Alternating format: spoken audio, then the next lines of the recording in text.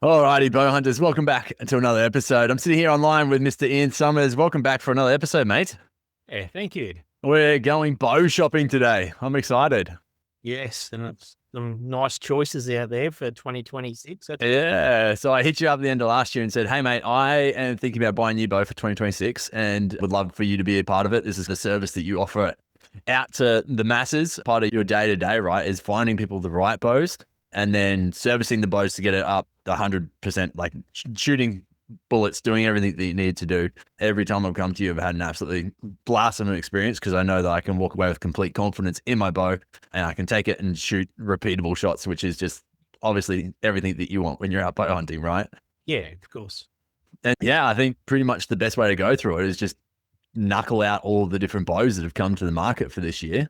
What was funny, I'm not going to tell you it yet, but I hit up ChatGPT before we started, and I was like, "Look, this is my bow, this is my setup, this is what I currently run." And not fully, but just because we didn't actually have all the stats before, I just double checked it before we started. But this is what I have. This is what I'm shooting roughly. What's your thoughts on what I should get to? And then I'm intrigued to see what you come to as well.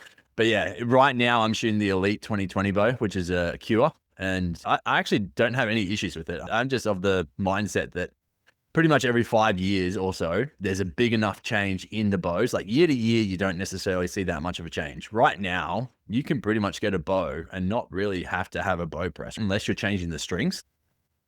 Yeah, pretty much. So fine tune with timing, yes. But some bows now that you don't have to do that as well. There's two of them that are off the gut is the Darton and the Bowtech, where it's just an Allen key that you can do that.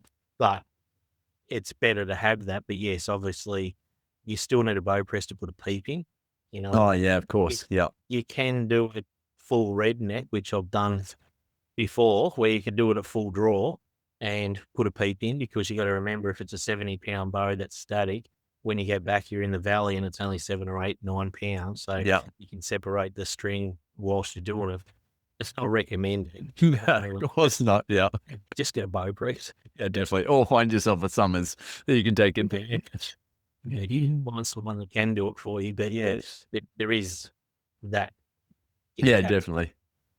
I mean, I'm keeping my arrow set up. So we were just figuring that out before we started. The current arrow weight is sitting at around 530 grains. Yeah, which I reckon is good for your draw length and poundage and that, because you're mid sort of 70s by memory, or 74 or 75 pound by memory. Yeah, I think we tuned it up between 73, 75, something like that. 30 something inch, aren't you? Yeah, 30 inch. And so I like my current 3-pin slider, but I want to change it, so I'll get a new one. Yep. So thinking some form of any 3-pin slider. But the good thing is that I actually have no affiliation with any bow. I like my Elite. I really like it. But I'm also very open to go anything. I'm like, hey, open book. The thing that I've always seen with the Elites, and I used to shoot Elites for several years, was the newer ones are a lot heavier than the standard in bows. The physical weight of them is weighs at that 4.5 to 4.7 pound. Yeah, okay. For a lot of the bows and the bottom end of 4 pound. Yep. So that's the only detraction from those bows. But you have a look at them. I'd like, in the last 5 years, I've probably seen one limb come through that's stuffed. You know, I don't see axle problems. I don't see any other issues with them. They're extremely solid bow. What's your thoughts on that, though, having a heavier bow for the stability side of things? Because that's what all the archers do, right? 100%, mate. You get a carbon bow, what do? You whack the weights on it. Yeah, exactly.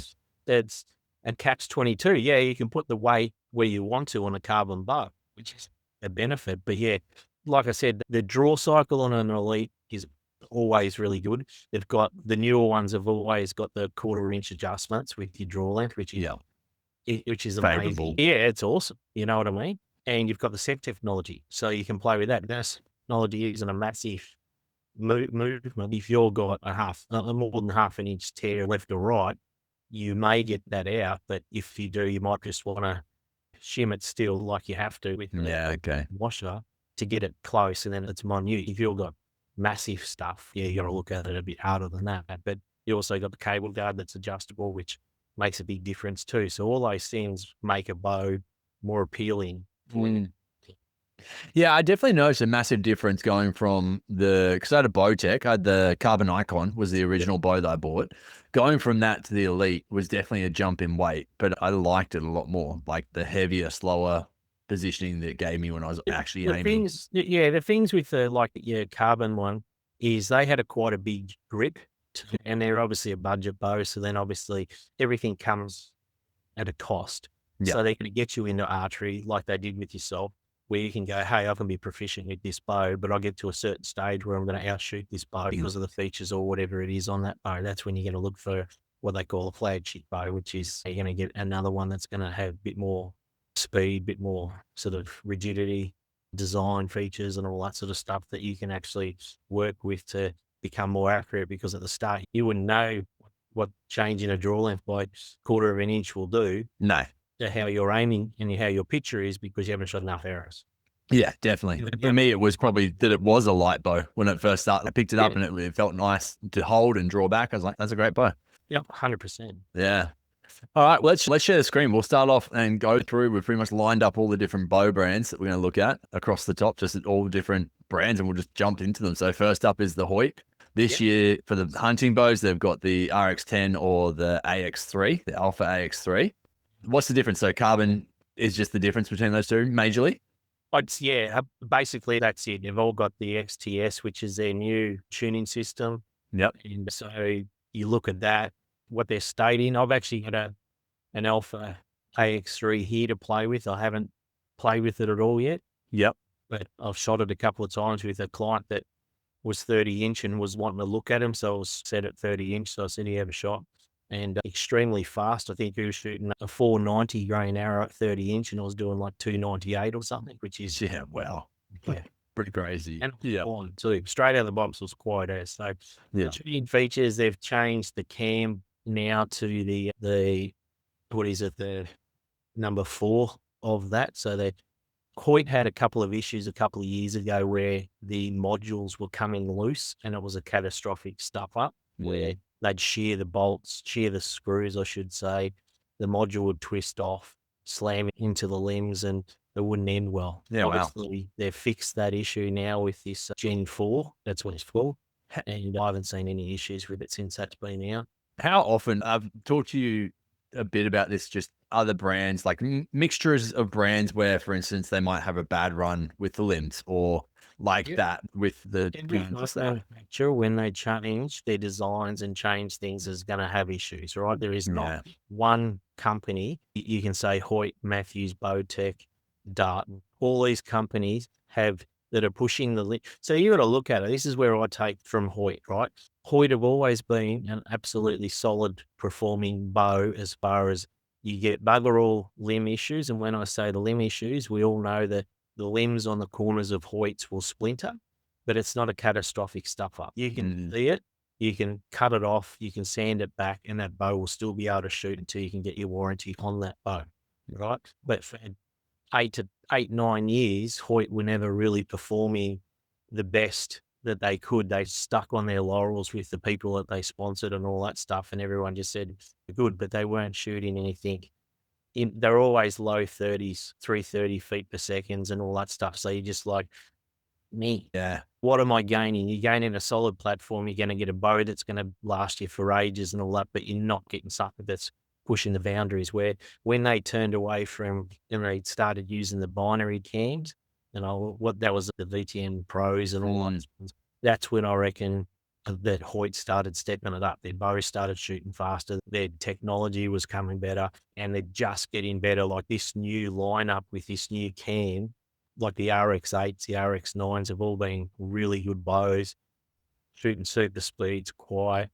They've got that yoke system now, which I think's way better personally. The bows are coming out of the box, and I don't have to do too much to make those bows hum. You know what I mean? How good. Yeah. Yeah, they're really good, and they're doing really good speeds too. The new president of Hoyt's, obviously, he's been an engineer there for a long time, and he's obviously gone down a different route. And I think what he's gone down is excellent. Yeah, the only thing is what we was talking about before we started the podcast is the price tag. Yeah, definitely. We said, what did you say? $3,400 are going for roughly Australian at the moment. They're 24. What are they? 21, 22. Yeah. 22 for whichever one. But then by the time you get the Australian dollar and all that stuff, Yeah, then $1.50 roughly. 2 and 3 to 4, depending on which shop you're going through in Australia. And Yeah. that's bare bow. That's wild.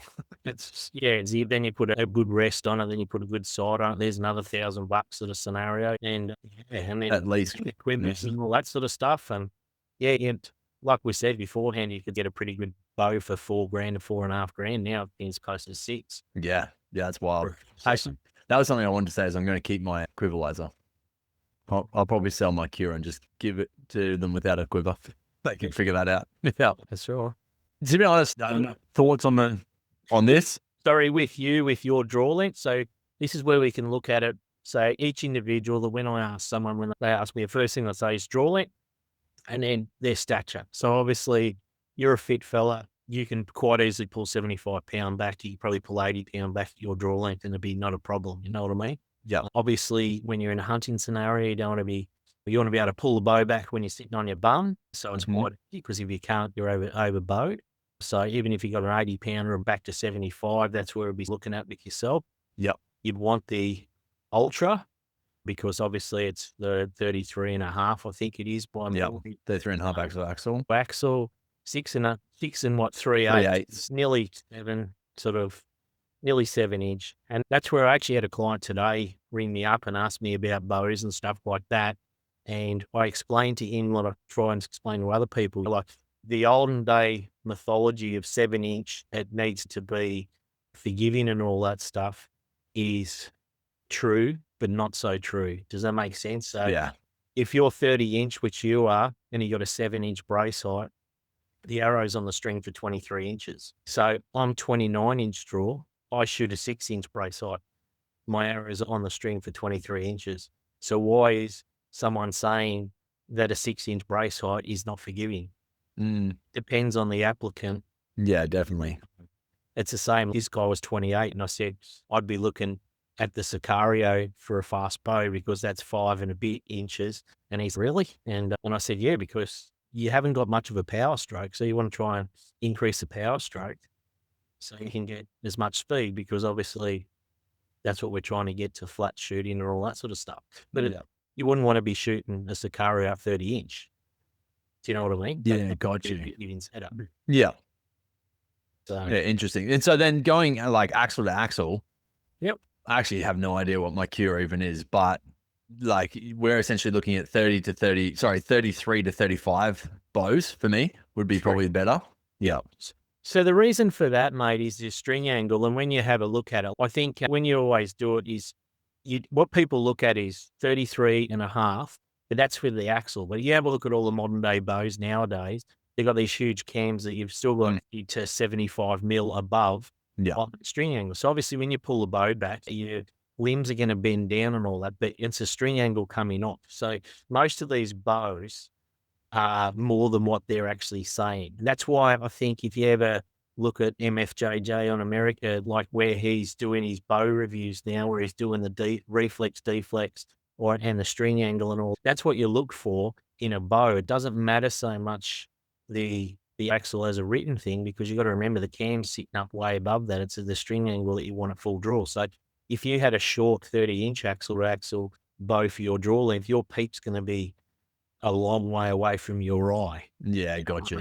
Yeah. Whereas if you have a bigger axle, it's going to bring that peep in a bit closer. So you're going to, like with people shooting their rifle and with a scope, where they acquire the target quicker. Yeah, that's what you want. Yeah, definitely makes sense, because that angle's so extreme.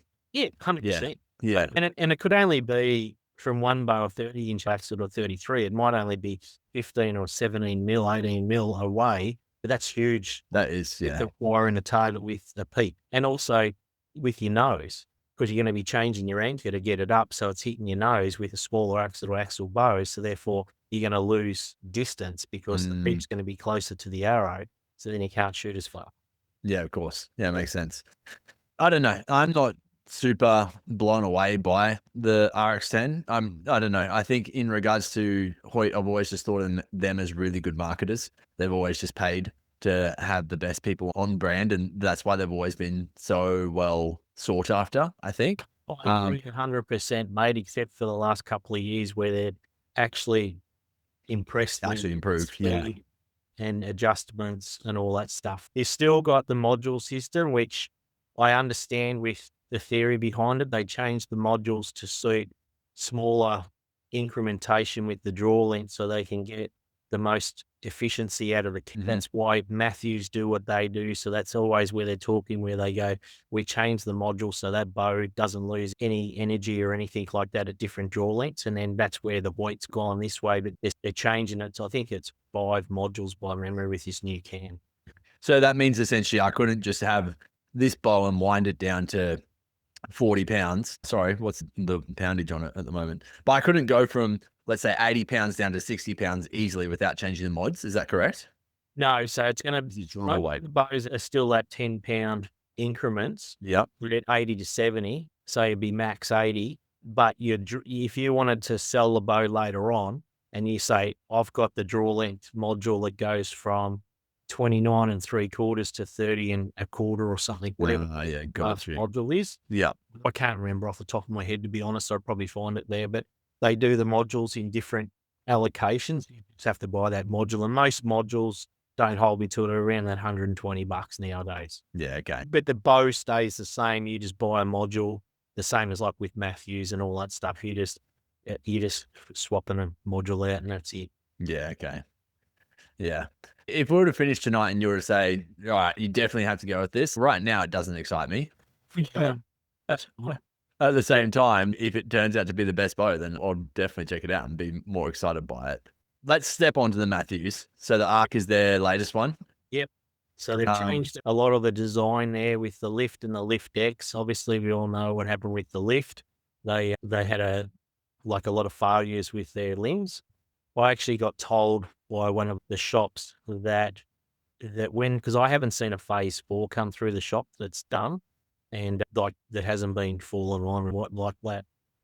But the lift, soon as it come in, I've literally got 30 sets of limbs here. It was a catastrophe for them. Yeah. Why they put up that news press where they said we will warranty this for not the first owner, like bow sort of scenario.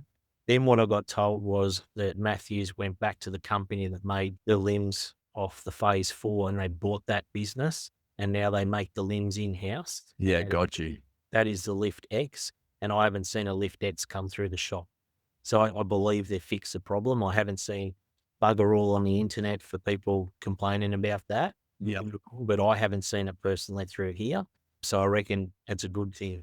Was the Lift X last year's one or was that this year? Yeah, I thought it was. So it was the same bow, basically. All they did was I call it the deadlock system. I can't remember what they call it. It's like the Bowtech. They basically have a screw that does it, but theirs is a little bit different. It's not actually moving the cam left and right. It actually wishbones the limbs out. Yeah, okay. And limb shift technology. Yeah, limb shift, yeah. So you push it in and out, and it's basically all this stuff is regeneration of yoke. Of course, yeah. It's moving the cam left to right so that string is getting propelled forward so that arrow is flying true as possible. You get good knock travel, good arrow flight, and that's all basically what it is.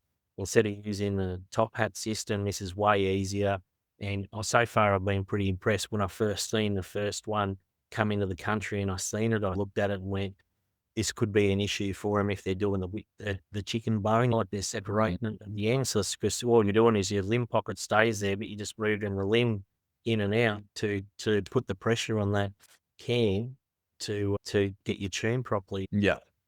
So what they did when the first lift come out, I looked at it in the draw board. My first words were, excuse the French, holy fuck. Like, the limbs were like right in. I remember you saying, watch it as it shoots, the drop that it had. It's ridiculous, you know what I mean? But they've been an extremely popular bow and all that, super quiet now. But when they did the Arc, they brought that limb up so when it actually bends down, it's parallel from the limb. From the drawers down. Yeah, okay. I had a 34 in the other day, which is the first one that I did, and it's chalk and cheese. Yeah, okay. Your cycle. And how they aim, like it is an improvement from the Lift X, 100%. So do you reckon in regards to the limb concept, and obviously they fixed it with the lifts, but do you think they're using the same style of limbs for this one, it looks like, from the lift? You reckon it's a fixed problem now? I believe so, honestly. Yeah. It's been in the last sort of 7 months since the Lift X was obviously, because you got to remember 88 comes out, which has just happened last weekend. Then they've taken their orders, and then you're starting to see the bows in March, April. So then I'm saying from then till now, or like I said, I haven't done a Lift X limb. Yeah. So, but if you ask me about the Lift, it was literally 1 to 2 a week. But I was doing That's it. wild. Some of those bows were 3 sets of limbs. Limbs. Yeah. Oh my God. That would do my head in. Especially because it's like the actual time that you get to go out hunting is not that much. And if that's what's going to happen right when you're about to go out, It happened to a good mate of mine. He went on a once in a lifetime sort of hunt where he's gone up to hunt bantang and hunt and buffalo. And so he was literally leaving. I think he was leaving on the Saturday, and he rang me on the Wednesday and said, "I've just done a limb." And I was like, "That's okay." And he's 2.5, 3 hours drive from me. Yeah. On the north coast of New South Wales. And I said, "Doesn't matter, mate. I've got a set of limbs here. No worries." Because each time I do a set, I keep those limbs. So obviously you got 8 limbs on a bow. Not all of them are done. And I said, I've got enough limbs here for you. Yeah. We'll go through. It might not be the right color, but we'll make it work. So he flew up, and I made his bow work, and to get him tuned and did all that stuff. And then he went on his trip, but he did 2 limbs on his trip as well. So when he was that more good? that was him done with that particular bow. Yeah. He just said, and he just kept putting arrowdite on the limbs. They looked pretty ordinary at the end. Yeah. But he got the job done. He got his buffs. And, God. his bantang. Just chucking arrowdite on it. Like, it's just Geez. I'd have one text message of awesomeness with this massive bull buffalo, and then I'd get another one of a crack in the limb where he'd be like, "Oh, you're kidding." And then I'd be thinking, because the guy that hunts with him shooting like 28-inch and he's shooting 30-inch. Yeah, it's just I was trying to work out what can do, and he said, "I'm just gluing it." And I said, "Yeah, just go for it." But then a bantang aren't easy to acquire. You do exactly. You need to go on a hunt. And then he's gone up there, and then finally when he showed me the video of it shooting, the bow can do whatever it wants after that sort of scenario. It still plays on his mind to this day. I bet. You know what I mean? He was asking me about the arc, and I don't know how many times he's done it where he's just gone, "I just haven't had a good run with that particular bow manufacturer, so I would just..." It's enough for you to distrust the whole brand, right? If that's at least they did good in the sense of owning up to it and saying, "Hey, lifetime of this bow, we'll fix it." And to be credit where credit's due, bought that bow through Urban, and Marcus down there was absolutely phenomenal with getting the limbs out quickly and all that sort of stuff, and understood that this bloke wasn't just a tie kicker sort of thing. He was actually around and shooting a lot of animals and doing that. So to credit where it's due, like he sorted out, and Mathews got limbs to him pretty quick, smart. But it was, like I said, that was a lift. That was not the X. So you trust the arc though? Yeah, I would. Yeah, I reckon it's a great looking bow. I actually think Mathews bows look amazing. Yeah, they're always got a good finish. The only thing that I've seen with them is they do chip a little bit near the front grip and on the front of the riser, just because it's sharp. Yeah, So okay. normally when I do the bows, I put like a felt rubber along the front there, so then the arrows aren't going to whack on it. Yeah. You look at the stats are pretty yummy on this bow. 34 axle axle, got a massive cam on them. They go from 26.5 to 32-inch. They're only 4.3 pounds, and I reckon they're all just that. Like when you actually pick the bow up, it feels light in your hands. Yeah. And it's 343 feet a second. It's no sort of doughy bastard. It gets up and goes. And It's pretty crazy looking. Sorry, you're gone. the bow I did the other day was 28.5, 440 grain arrow, 70.8 pound, and I was doing 285 feet a second, 286. Yeah, far out. And it was quiet. It wasn't like it was. I always talk about bows that try and keep them between 270 and 280 because of the harmonics on the thing. You can shoot bows quicker. You can shoot them in the high 290s and even 300. But obviously, you need to be a good shot if you're shooting broadheads and all that stuff. But what I found is those bows, once you start going over that 280, 285 feet a second, you start getting a little bit of a whopping with it. I just think it's counterintuitive for what you're trying to do with the noise that it's producing. Whereas you get your arrow set up where you're in that 270, 280. I want to say 285 now to these new bows that are coming out, because honestly, like when we shot that bow, I was like, this is a good bow. You know? Yeah. That's always stuck with me actually from the Kev Schill butchering course that you guys did together. Yeah. And not the one last year, the 2 years ago. And they had all of the bows lined up. So that would have been what, the 2024 bows, maybe? Yeah, I think so. Yeah. And hearing the RX, whatever version it was that year, RX8 it might have been, compared to the other bows, it was that much louder. And we all sat there and we were sitting back and we're like, oh God, that bow's loud compared to the others. And it wasn't ridiculous, but just compared to the others, you noticed a big difference. Yeah, exactly. And it's quite alarming when you actually, like, I shoot a lot of bows. I have a lot of bows through here, and you'll see a lot of them, especially with a lot of guys that I know are good hunters. You'll see 4 cat whiskers on a bow. It's quiet. Yeah. 2. Yeah. It needs it. It's keeping 4. Able to put it as well. So when you see bows with that, you look at it, and it's only in my ear. It's not, oh my God, this is ridiculous. It's just the scenario that when I shoot the bow, I go, no, this needs cat whiskers. And then I'll actually play with that bow a little bit and see whether it's just where I've set it up that is actually the harmonics on it. But some bows are conducive. You can have 2 bows of the same brand and same type of bow, but one of them sometimes is a little bit quieter than the other. I don't, just how it's been put together, you know what I mean? Like I know that for a fact with some of the Hoyts, the carbon bows, like we were saying before, there's a bit of hollowness in a bow. Hollowness is a drum. An echo. Yeah, exactly. So therefore, like I remember Brad Smith had, I think his was an RX4 Ultra, and it was just a very noisy bow. We had other guys, especially up in the Cape, that had the same bow, very similar draw lengths and all that, and they'd shoot them and be quiet. Yeah. You know what I mean? And for that particular archer, Brad, a noisy bow is not what he wants. He doesn't care about speed because he's got long draw length and an arrow weight that's always going to be conducive. It's not being a noisy bow, but that bow was a noisy bow. Yeah. And that was straight out of the box. Didn't stop him killing stuff, I'm sure. Because that's a good shot. Yeah. Yeah. But yeah, no, it's even just looking at the difference in price. So you look at the RX, what was it, 2,100 or almost 2,200 compared to your ARC, 15,699. Big difference straight away. In Australia, your Hoyts are around that. Say this year they're around 3.2 to 3.4 Australian dollars. Yep. And then I think your Mathews are around that 2.4 to 2.6. Yeah. Okay. So you're getting a good rest and a good sight with that ARC. Yeah. Out of those 2 bows, I'm choosing the ARC over the RX10. Yeah. All right. So let's then jump. Go for it. Go for it, mate. I'm just going to pause it for a sec. Yep.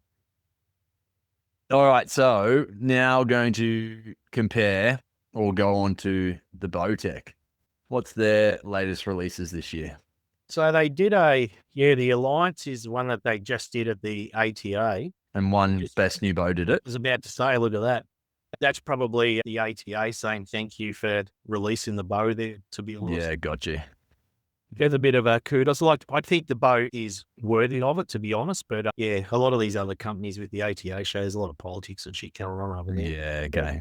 So they did the Ascend, which was halfway through the year or whatever it was when everyone else was doing it. And that's basically the new sort of budget bow that you can get into archery, similar to what you did when you started. Yeah. I think it's going to be early. I think it's, what is it? Let's have a look. I did some things. It's $1,500. Okay. Yeah. And it's got all the technology that Bowtech's renowned for. It does 340 feet a second, 24.5 to 30 inch, and it goes from 45 to 70 ping on cell. It's good that they're actually updating everything, right? It's as the tide rises, all ships come up with it. And it's good to see that even though the good bows are getting better, that also they're bringing the middle of the line bows up a lot. This is quite an interesting bow. When I first looked at it, I thought it was a love child between Bowtech and Prime. Yeah, okay. So to me, the riser design on it looks very similar to a Prime's riser. And the round yoke. Yeah, that's what I know straight away. Does cams look like a Bowtech and all that, but anyway, when they've got a new design dude in there or something like that. But to me, when I first seen it, I was like, wow, you know what I mean? Seems to have a whole heap of good shit. And then obviously they've brought out at the ATA show, like 4 days ago or something, they did the Alliance. Yeah. So they've got a 30.5, I think it is, and a 33. So obviously we're looking at the 33 for you.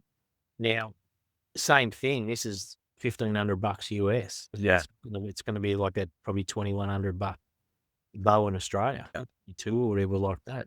What I was looking at there, they've obviously got the low stabilizer mount plus the normal mount. This bow here, when the first thing, once I seen it too, was I thought it looked like a Hoyt Nitram, the rise. Yeah. If you have a look at that sort of system, it's totally different than what they've normally done. They've also changed the deadlock system from being out the back of the top of the limb to being on top of the limb. And they've done stats on this where they're stating this bow is only like mid 330s, but I'd seen all the people that I've seen shooting are doing that, if not more. So Okay. the rating pretty good, but the benefits of a Bowtech, the only thing that everyone's cracking the shits with about this is they've taken away the time lock off the cam that we were talking about before. From what people were saying, it wasn't really getting used that much because if you're going to be changing that, you can do it on the press, I suppose. So for some reason, they said that they didn't need it. So they were trying to lighten the cam up so the cam's faster. Yeah. But the benefits of a Bowtech is, as everyone probably knows, I'm a Bowtech man. If you can't get a Bowtech humming, there's something wrong with you. You've got the limb shift technology, deadlock, so you can play with that, And then you've got your grip. You can adjust the grip height. Really, yeah. You've also got the cable guard, which is the flex guard. You can wind the flex guard in and out, which also puts tension. Yeah, okay. And then you also got the flick disc technology where it comes out on that. And if you want to go to performance, you get about 8 to 9 feet quicker. The draw cycle does definitely change. There's normally a bit of a lump near the back of the valley. Yeah. But if you're chasing speed and all that stuff. But what I do with a lot of the Bowtechs is I long model. So what that does, I shoot my target bow on comfort, but I shoot, say, 29 inch on the draw peg. And sorry, I've just changed this. I just changed my bow over Christmas, just playing around with it. But I used to shoot 29 and I used to have lucky stops, which I like a ninja start, and you can adjust that to decrease and increase your holding weight plus your draw length by minuscule.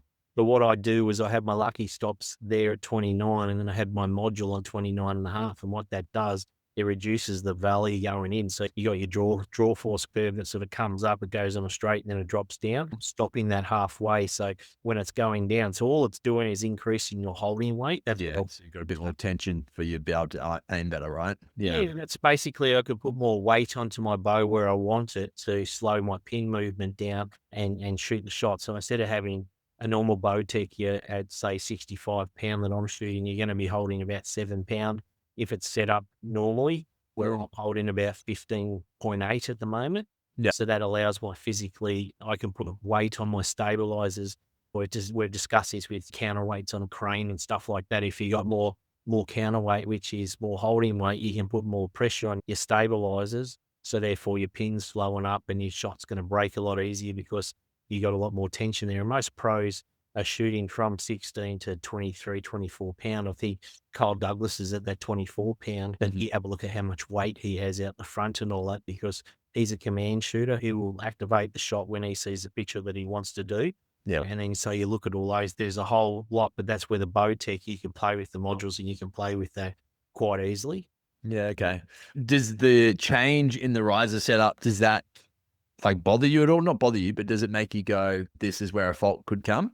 No, I look at it from when you start seeing all these guys and you start seeing what their results are, like when they're shooting that bow. I just looked at it and they've obviously just changed there's a new designer in there basically. Yeah. Okay. Played around with something, and like accuracy comes from a limb pocket. The limb pockets haven't changed, but those limb pockets are working. Yeah. And then obviously you got the deadlock on there, which is proven to be a very fail safe. Like I haven't seen an issue with any of them. What does the deadlock do? It's a worm drive that pushes that cam left and right. And it's yoke tuning a bow. So rather than shimming it, you can just do it with that. With an Allen key. Yeah, cool. Seconds. So you've got a little locking screw on the top. Then on the side, you just grab your Allen key and you can minute. So when I'm doing a bow, I'll put the Allen key in at 6 o'clock and I'll move it to 7 o'clock. That's enough to change something, a reaction. Yeah, wow. Yeah.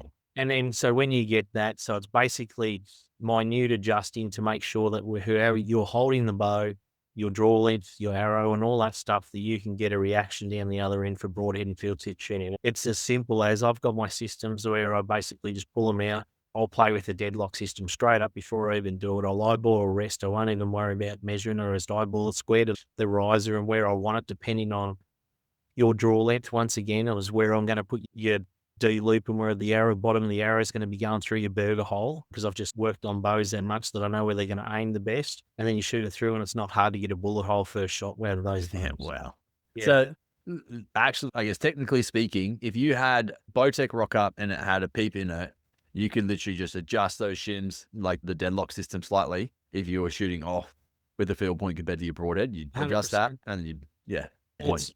Literally, yeah. And then if you go, oh, I was feeling like there's a little bit of a dip bang or something like that, you can try and obviously play with where your particular, a lot of thing comes with dip bangs is pressure in your shoulder, back shoulder and front shoulder, but also it can be where you're pulling from the bow. It's not. Yeah, okay. So that's why when I've spoken about it for a long time, and like our first podcast, I think you will go back, I was talking about when I grab a brand new bow that I don't know about, I'll just tie a D loop on with no knocking point, shove the arrow through the middle of the burger hole, and then I'll just keep shooting it. And so normally at 30 meters or something, and then I'll just do a couple of ends, and then I'll just twist it up the string and keep doing it until I try and find that happy medium where the bow groups better and shoots better. And then you start to work it out. So I know, because I'm 29 inch, I work off that. Whereas you're 30 inch, I actually go lower from that. If you're 20, 28, 27, you're going to be in the top third of that burger hole. When you're 30 inch, you're going to be in the bottom third. Yeah.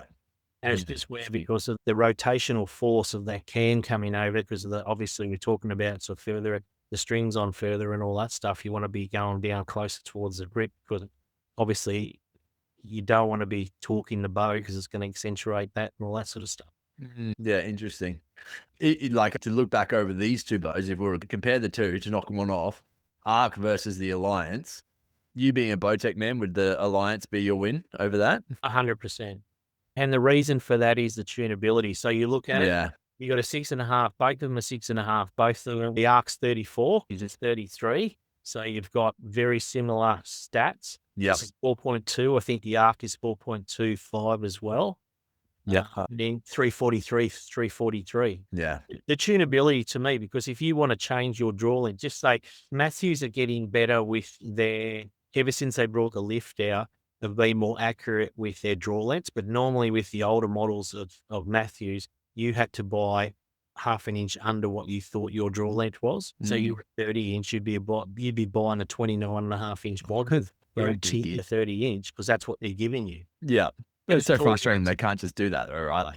It's clear that we're going. That speed, mate. That's with the marketing speed. If you have a look at all the bows this year, they're all drawing slightly long. Whereas this is what the beauty is with the Bowtech, that you can just go, hey, I'm not really comfortable here. And you know what? It's 3 little tiny screws on the top cam, 3 little tiny screws on the bottom cam, and you can drop it back down. And then you can play with long mod in it, and you can play with these draw stops. There's a few things you can do to play with them to get it, even changing your D loop measurement. Yeah, it's definitely a lot of appealing. Like 17 mil D loop, 21 mil D loop, and that can change heaps. Makes it a lot more appealing. I really just don't like the look of it as such. I don't know. The riser, to me, like, compared to that, I like the riser of that a lot more. And I don't know why. It's the teardrop at the top, I think. The teardrop shapes to it. If you have a look at both of those bows, they've got bugger all reflexes, which what you want. Yeah, okay. See, because what the reflex is, if you have a look at the picture where the riser where the last bit of the cups on the limb pockets, and then you look straight up to where where your back of your grip is, it's almost straight. So that means good. So that means that when you look at it, if you twist your wrist anywhere like that, it's going to be amplified the more reflex you have. Because the bow want to do like those water. What do you call them? Diviners. That's what happens when you get a reflex bow. Like back in the old days, you had the 350, 340 destroyers where they were very reflex, where you wanted to torque them. Same as like the Mathews 7, what are they called? Can't remember the thing, but they had a real, you just twist and the bow really wanted to react. Yeah, wow. That's not for hitting, you know what I mean? No, yeah, exactly. that's why you see a lot of the target bows has got a real straight riser and all that, so they can do whatever they want, and there's going to be bugger all reaction down the other end. Yeah. Interesting. That makes complete sense. All right, so let's say the Alliance then over the Arc. We're knocking off one by one. Elite. The Elite have what's their one? The Varos. Yeah. I don't think this will suit you. I think by memory it's too short, the axle to ADA, unless I think of the one I was looking at was only like 30-inch or something.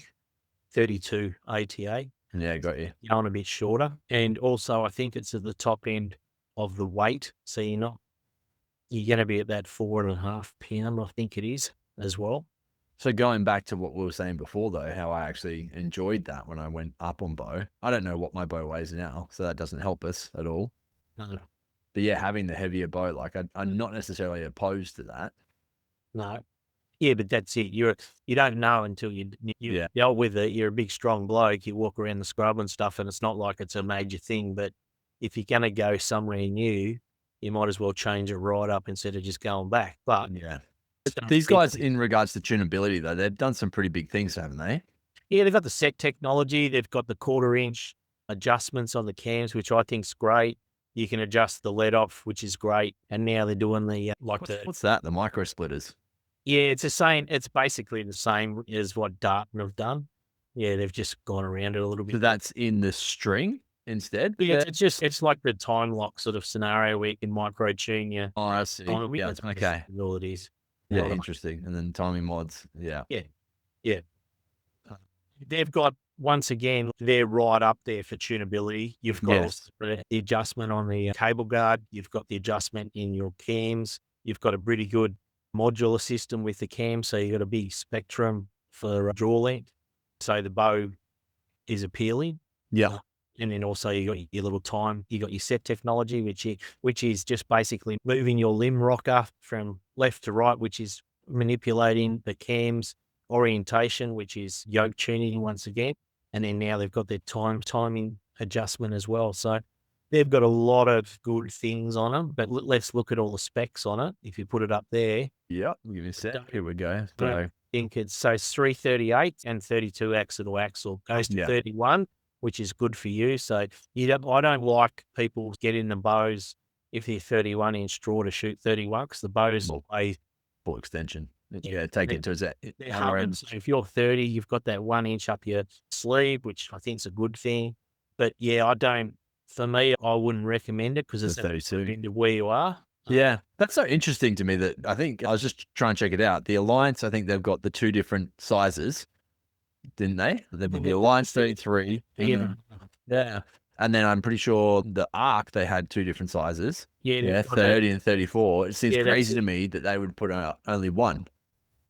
Yeah, not too sure with what's going on. Yeah, that's super interesting. I think a lot of people are saying this with a lot of the archery industry where there's been pushed into a corner to bring out a bow every year. What you look at is I don't think it's an every year occurrence like they're just bringing a bow out, but I think it's every 2 to 3 years is when they actually change it up a fair bit. That's when you're seeing like Bowtech has been really good for a fair bit.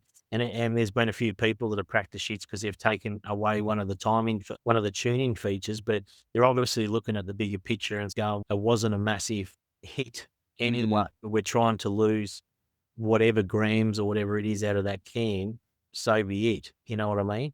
So as Hoyt have progressively just changed the name from AX3 32 to 1, AX2 33 or whatever it was, or 32, and then now it's AX3 33. Like they're reinventing the same stuff, but now they've just put their new technology in for the timing and your limb calibrations and stuff like that. So they've been working on it behind the scenes, and I think, honestly, it's every few years that you're going to see some big things that happen. Yeah. I almost feel like I said, the 5-year jump for me makes a lot of sense. A 2020 bow to a 2025 or 2026. That's okay. There's been a massive amount of changes. I think year to year, really, you're dropping five to 7 grand for what? So 100%. You've got time frames to see whether that's a failure or a success. And then they're only going to sharpen the pencil with successes, aren't they? And failures, you look at the lift was probably the biggest one for Mathews. They sold a shitload of them. Yeah. They had that issue. Then they resolved the issue very well, I thought. Moved on, and then now they've got this bow. And it just makes me go, have they ruined too much trust with that now for all these people brought across the lift because they fixed it? They did good by it, you reckon? Yeah, I think so. Look, you go back through history, and every single bow manufacturer has had issues. Yeah, of course. Tritech went through a really bad patch there with limbs, the same scenario. And Hoyt have always had limb issues with the side splitting. It's not a catastrophic issue, but you're paying a lot of money for a Hoyt. Hoyt was always $100 more for the name Hoyt. Yeah. And then they went through their HBX Gen 2 cam where the module was coming loose and causing a massive shit show. God. They fixed it. Yeah. Right. Mathews had an issue with their target bows, the TRXs, with their modules coming loose as well. Darton has had an issue with their first ones where the limbs will go pretty bad as well. Yeah. What other ones? PSEs have had issues with limbs. You know what I mean? It's like I said at the start, every time you start to make a Ferrari, shit happens. Yeah. Of course. I mean, Yeah.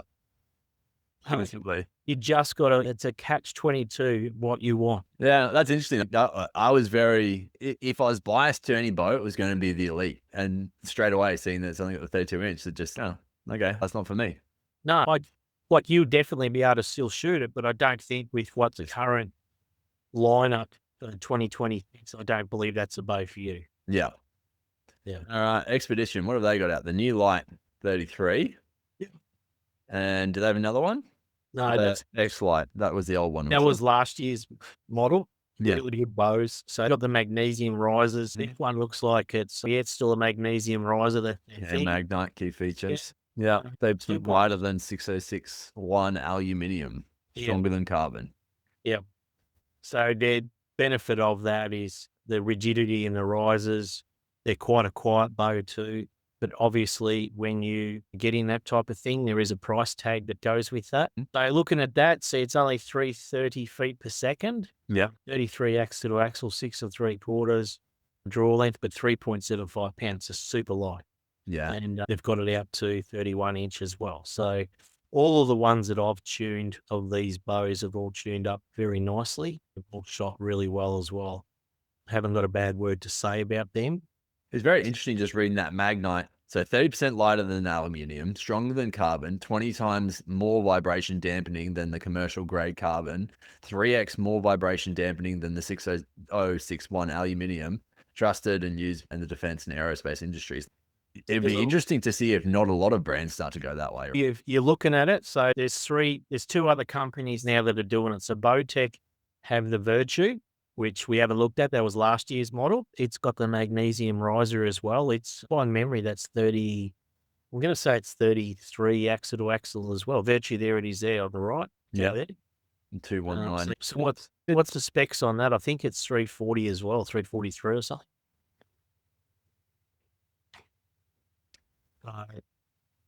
6 1/4 brace height, 32 350. So it's a fast bow, yeah. Yeah. So I've done one of these bows, and at 30 inch, they've changed that specs on that because it used to only be 30, I believe. So okay. Changed that, but at 30 inch and on performance, it was an absolute dog of a thing. It actually hurt my shoulder, to be honest. It put me out. What? Because of the drawback being so ridiculous, or? It was terrible. Yeah, wow. I shot it at 29 and comfort, and I was shooting because that's like me, and I was shooting it no worries. I actually tuned it up and did all that. And the client was from South Australia. And then I said, what was your specs again? So the thing sent them all through and that. And he said, I want it on 30, this bow. And it was 72 pound or something like that. And when I swapped it all out, he wanted it on performance. And I was like, yep, no worries. When I went to draw it back, I actually thought I put the modules on back to front or something. I looked at it twice. Yeah. And I was like you literally pull on an inch and it was like a brick wall. And I was like, the hell? And then I thought, I'll just put it in the drawboard and watch the scale weight on my drawboard. So the electronic scales, that sort of tells me everything. It's like my Bible sort of thing. And I just started wiping that, and it was working. You're still 71.9 pound or something. Yeah, far out. what the? And I thought, oh, you better put your big pants on and shoot this. Do a couple of push-ups and a couple of, I was just like, I drew it back like literally 3 times, and I rang him up and I said, mate, I'm not giving you this bow. It's a piece of shit like this. It's horrible. And I'm a Bowtech bloke. And he goes, I'm 29.5. And I said, well, put it on that. So I put it on 29.5. Totally different beast. Yeah, isn't that interesting? What do you reckon that comes down to? Just the end of that draw cycle on that cam. What I was saying before, it was a horrible. Yeah, got you. So then I end up by shooting it, tuning it. He shot it. They sent it to him, and I just said, oh, it's a bit of a beast. And then he drew it back because he's country. He's, what do you call it? Farm tough? The farm strength. Yeah, farm strength. And it was like, he loved it. And I was like, yeah, good luck with you. Now I've got a crook shoulder. But that bow was like absolutely gorgeous at 29 inch. Mate, it was beautiful to shoot. Yeah, that's so interesting. It was interesting just before when you were saying about the price as well, because this is the Virtue 2199 American, but actually on the Xpedition, they've kept it pretty cheap. That's pretty comparable to even the Alliance. 100%. Yeah. Which is phenomenal. And I don't understand why we don't have more sales in Australia. There was only a couple of guys bringing them in. I'm not sure why the big shops chasing these bows, because they've got a lot of good tunability on them. They shoot good. And the same thing is the guy that designed these bows is Kevin Strother, which we're talking about before, which is now doing Truth bows. Yeah. So it's the same designer, same guy, and he doesn't design a shit bow. He's a very smart man. It sounds like he's almost touched every brand. 100% because of what his knowledge is and stuff like that. And like we all know Ben Solaris, he's sponsored for them, and he shot so much shit with them, and he hasn't had any, from what I haven't been in his all the stories, but I don't think he's had any issues with his bows, and he still shoots them, and especially with some of the hunts he's going on where he's spending A lot of coin to do it. Yeah. Bow to be aiming and be reliable. So to me, they're a pretty handy bow. But the only thing that, like I just said then, is who's stocking them in Australia and who's you get the parts and stuff. That's the only thing that could be a kick in the nuts. Yeah, but that Magnite, that's interesting to me. That grabs my attention. Difference with that too, I don't think it holds the heat as much and the cold as much, and I don't think it reacts so much. And I think, like we said, how light they are, they're ridiculously light. And I think a lot of the bows in the future, I reckon in 5 years, going to go that way. We'll be going down that way. Wouldn't surprise me. Yeah. What have Bear brought out this year? They brought out a couple of bows, like Bear, like we always know, they're starting off. I think one was the Alaskan Pro and the other one was the Redeem. Now, the Redeem was, so the Alaskan, that's the Alaskan XT, but the Pro is the new one they've just brought out, which is pretty similar. Has a pretty good scenario with 26 to 30, I think it is. Yeah. I think it's a budget bow of like, in Australia, I think it's going to cost you $1,050, and that's one of the shops I just Googled tonight. And then that's the Redeem, which is the new one. And that one there is going to be a little bit more, but that's 340 feet a second. Yeah. These guys seem to be like a little bit more on the budget side, right? Like they just try to keep it where they're at, mate. They're trying to get you in there. They're in America. I think they're the ones that you get in a lot of the shops where they're punching them out pretty quickly and all that sort of stuff. And they work, mate. At the end of the day, they work. They do the job they're meant to do. Yeah. So Redeem. So do they have anywhere near the tunability of the others in the sense of like at-home tunability, or not really? No, not so much, mate. It's basically back to the old thing where you got a yoke and stuff by memory.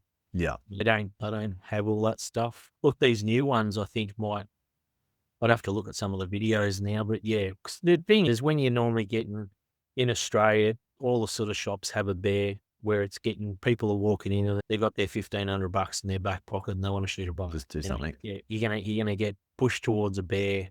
You're gonna do what you need to do, and then in a little while time, you're gonna turn around and go, I'm gonna outshoot this bow, so I want to get a top tier bow. Yeah, Look at that. It's 30-inch axle. It's 340 feet a second, 25 to 30.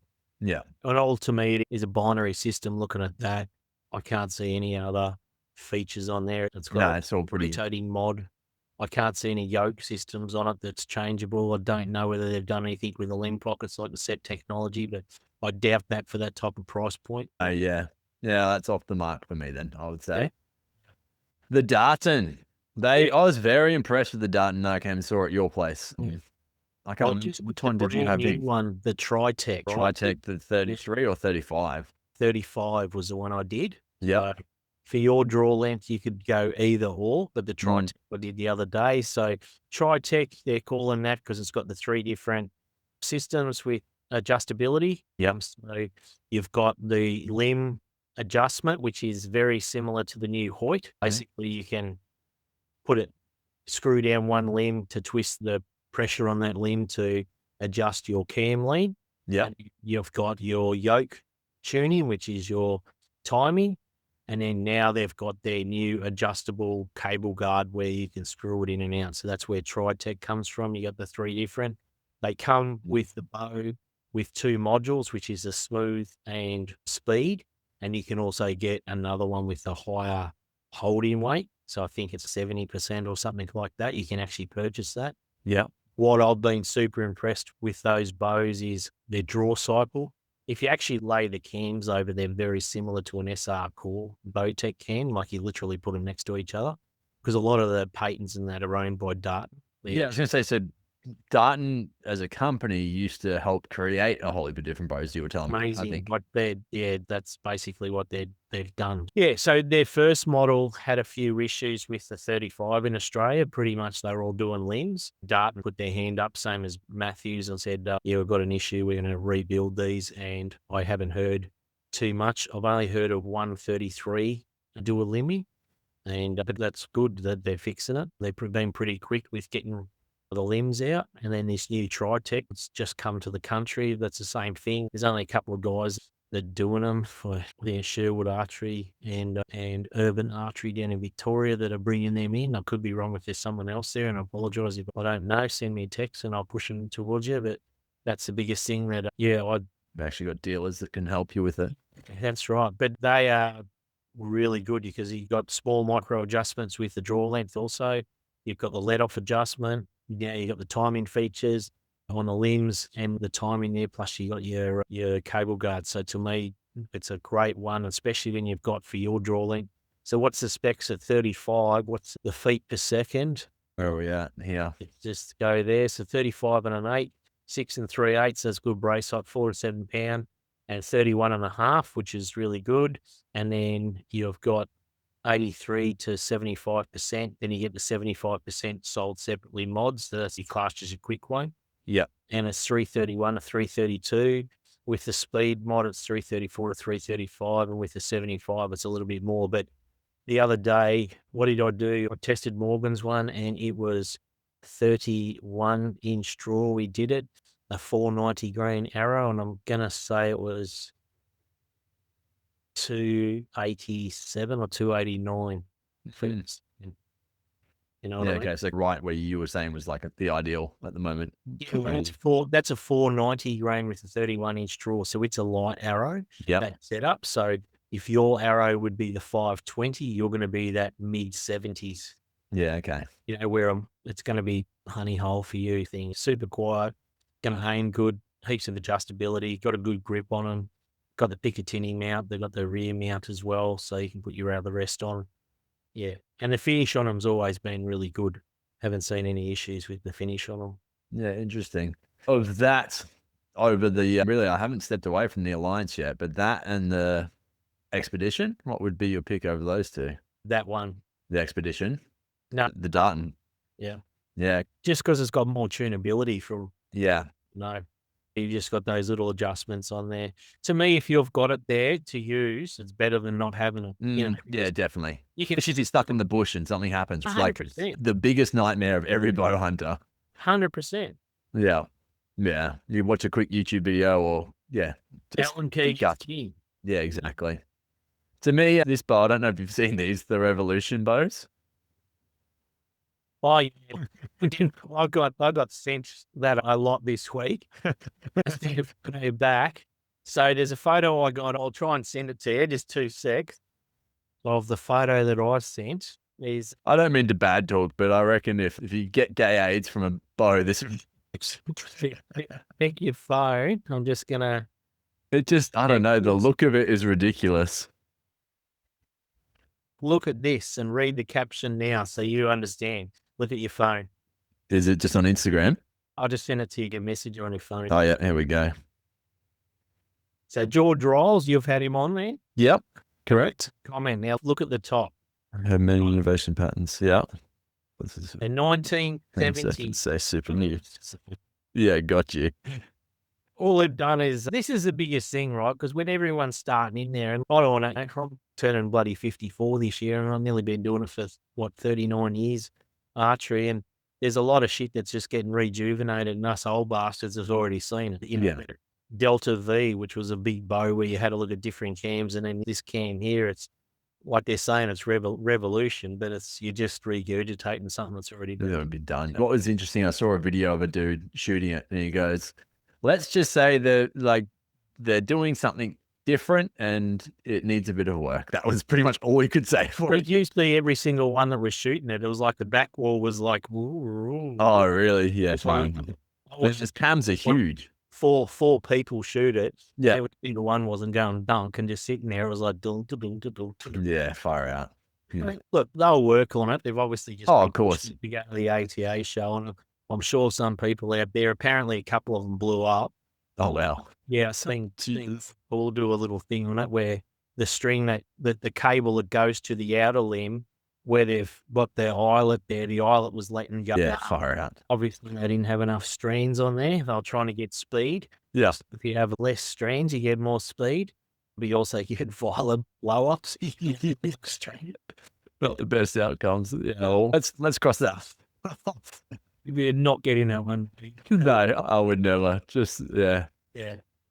So the Prime, what have they brought out this year? They've actually been really interesting. Like last year, they did their half and half bow, which grown on a few people, where they've got their alloy limb pockets and then a bit in the middle where you're holding the bow, and then they've got basically stabilizer tubes in between. Yeah. Which is their carbon to try and take a bit of weight. So when you look at them, there's a bit of a bits of bow. But this year, what they've done, they've actually very clever on the machining side of things. This is me going into the broadhead side where you look at it and you just go, that's clever as. So they've basically changed two things to get 4 different bows, I think it is, or 6 different bows. Let's look at 6. So they can change the limb pocket leaning forward. So what they've done is they've got a 30, let me just see, I've got it written here. They've got a 31, 33, 35, and a 37. And also they've got 6-inch and 7-inch sights in all those.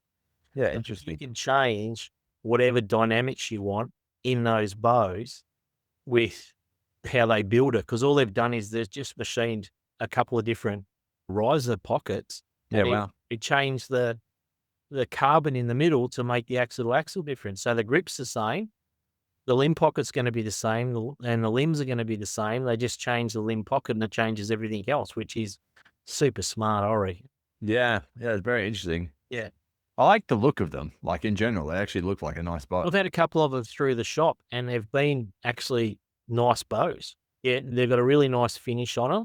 They're obviously, you can see they've got aftermarket stuff on there. They've got their little, which is all what everyone seems to be wanting now, is those stands on the bows and whatnot. They look like they've got good camo and all that sort of stuff. And you've also got a couple of the dealers here in Australia for them. For us, you've got Venture, which is one of your sponsors. Correct. They're actually one of the guys that are doing this, and it's only 20 minutes or half an hour from your house. So exactly. It's a bonus. So it's funny, I can't actually see what this bow is even called though. Like the 2026 hunting bow. It's called the Divide. Okay. Yeah. Let's have a look. Hunting bows Divide. Yeah, cool. Yeah, the top one there. That's new for 2026. So see how it says you can build your bow. So with your draw, you can go, okay, I'd like a 6-inch or I like a 7-inch brace sight. So we want something like that. Then you can do the 35, try that. Your brace sight. You go 7, try that because it's going to be more forgiving for your draw length. And then you go bow hand right. Yeah, wow. Look at that. How it changes the riser. Yeah, see how it's just all it is a limb pocket, mate. Yeah. Top part that connects the middle part of the riser is what changes. That's super interesting. Yeah. Yeah.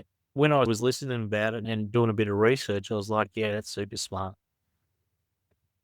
Because you only change a small portion of the bow in machining costs. So therefore, that's why they're not going to be an expensive bow. Yeah, that's super interesting. Yeah. Go on, you want a white one, mate. Stand down. I need all the help I can in the bush, mate. Yeah, interesting. So what's it say, the speeds and all that stuff? By memory, they're not a speed bow or anything like that, but they're just a consistent bow. Draw weight. Yeah. Draw length. Yeah. So that, and then draw, you want 70. You can even go 80 if you wanted to, and then see what that does. Doesn't actually spit out any. Oh, that sucks, doesn't it? Yeah, I know you'd expect that it would give you. Yeah, once you've built your bow, this is what you're going to get. Yeah, it's a bit of a shit. Yeah.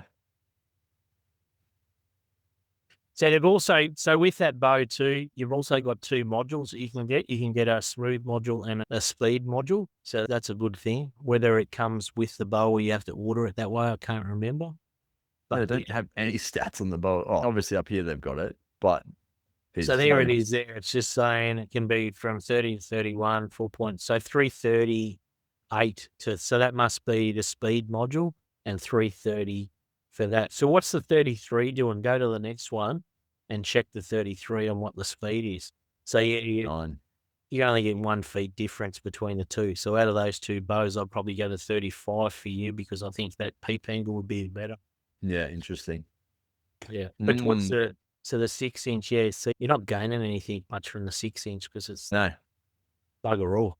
It's 8 feet there, but they're not showing you the speed module either. Do better trying. Yeah, just with the page. Interesting looking bow. I actually really like the look of it, but what a PSE brought out. Oh, their biggest one's the Sicario. Their speed bow, 357 feet a second and 5 and a little bit brace height. So that's not the bow for you. No, try and be faster rather than anything else, right? No, if I was going to be doing it, you'd be, I reckon, the Mach 35 or the Mach 33. Yeah. I'd be getting that new FDS cam that they've got for the Sicario. And I think that'll be a really good, I've done quite a few of the 33s and a few of the 35s. Absolutely cracking bows. Their new 220 system, which is their tuning system, which is basically obviously 220 thousandths of an inch is your little spacers. So it's like a top hat section, but I don't have to pull the whole cam out and the axle out to change the top hats. With this one, you just put it in the press, take a little bit of the preload off, and you got a little tool that pops out the little spacer, and you can adjust it left or right depending on what the paper tear is telling you to do. And it literally takes 15 seconds each end. And yeah, wow. It's way better than the Levitates and the Stealth Max and all that. They were a friggin' nightmare, to be perfectly honest with you, because PSE had 0.5 of thousandths of an inch washers, which was just a shit show trying to get a bow to tune. How I used to do it was just pull it apart, put it on the ground, pull everything apart, put some lithium grease on the washers to put it all back together, and then put it back in the bow press and rebuild the bow, and hope to God that my guesstimation of where it should be worked. And a couple of times I had to pull the bow 3 or 4 times apart, and you'd be sweating and swearing and shit at the end of it. Where this 220 system, it's like I said, it's 15 feet, and it's a joy. Yeah, exactly. Yeah. Look at it and go, good job. You know what I mean? Like, how sweet is that? Yeah, that's wild. And also and crazy to see how far they've come. Awesome to see how far they've come, but also you must have hated your life at times. And because especially the Levitates, like the Levitates have got the limbs like this, and they want to spit out of your bow press, and it's literally, you can't have a beer. Like, this has to be coffee number 3. I'm going to be concentrating here. Yeah. In regards, I don't love the riser on the new PSEs, the solid the whole way through. Yep. No, that's just a me thing. Hey, you're not the first one that's ever said that to me. I just look at it and go, to me, I look at how the bow shoots and what it does. Of course, yeah. Yeah. But yeah, a lot of people don't like the look of them. I'm not too sure how they can make it better or anything, because I believe they're also the only one in America that makes the risers 100% in America. Yeah, okay. Interesting. Yeah. Yeah, I'd shoot one, but at the same time, that to me has always been a little bit of a, yeah. If you're going to spend that type of money, because they're like $3,000 straight up as a bare bow, you want to be looking at a gun that's a sexy bow. Yeah, exactly. Yeah. Looking at a gun, yeah, I don't know whether I should have bought that or not. But as far as all the ones I've done with the new 220 system and all that, have all been solid bows. Yeah, done like really good shooters, easy to tune, quiet, and relatively quick. I think that I've got a Sicario coming when they come into the country. One of my clients is going to come, so I'm looking forward to having a shot of that. Yeah. I've done the 30, I've done the 33s, I've done a lot of the 35s, and they're all been very good bows. No FDS cams yet. They're all obviously new. So I'm looking forward to seeing how they draw too to get the speed out of them. Yeah, interesting. Yeah. So if we were looking over the Alliance or we never actually did this, the Alliance or the Darton, Shit, throw a coin in the air on that one. and then okay, if we were to go the Darton and the Prime, Darton, yep, you go Darton over that. So the Darton versus the PSC, better adjustability. yep, Yeah.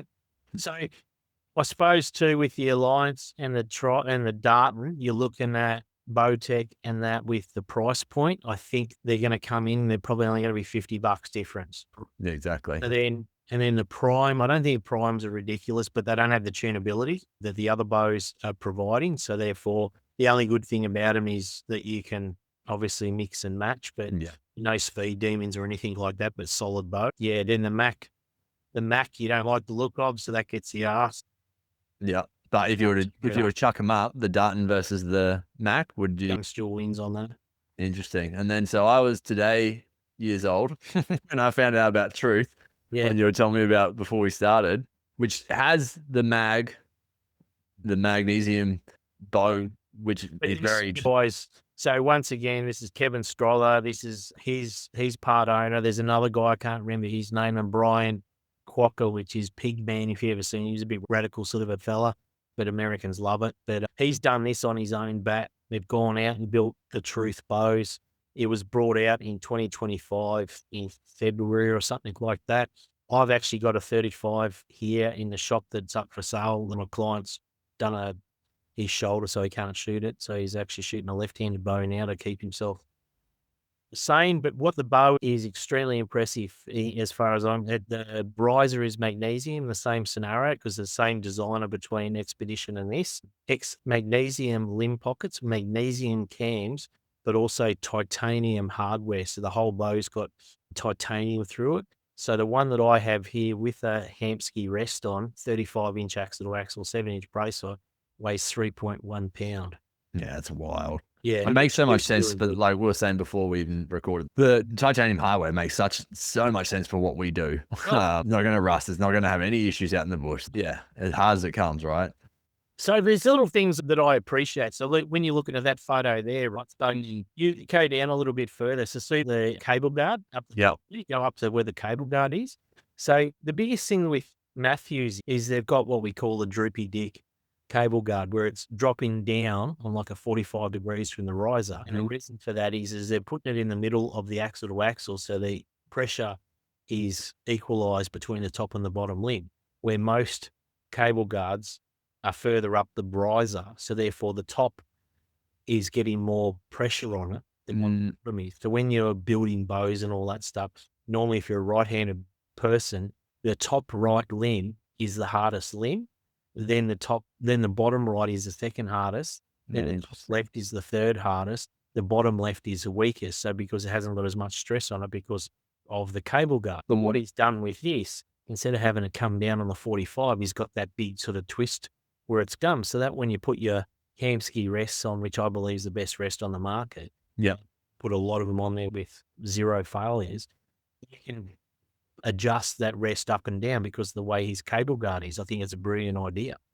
And I wish Mathews would do it, because Mathews will only allow, doesn't matter what rest you're going to the QADs and all that stuff, only a certain portion of adjustability going up because the cages hit the cable guard. Yeah, interesting. And what about tunability on these guys? So this has got basically, he calls it K-set.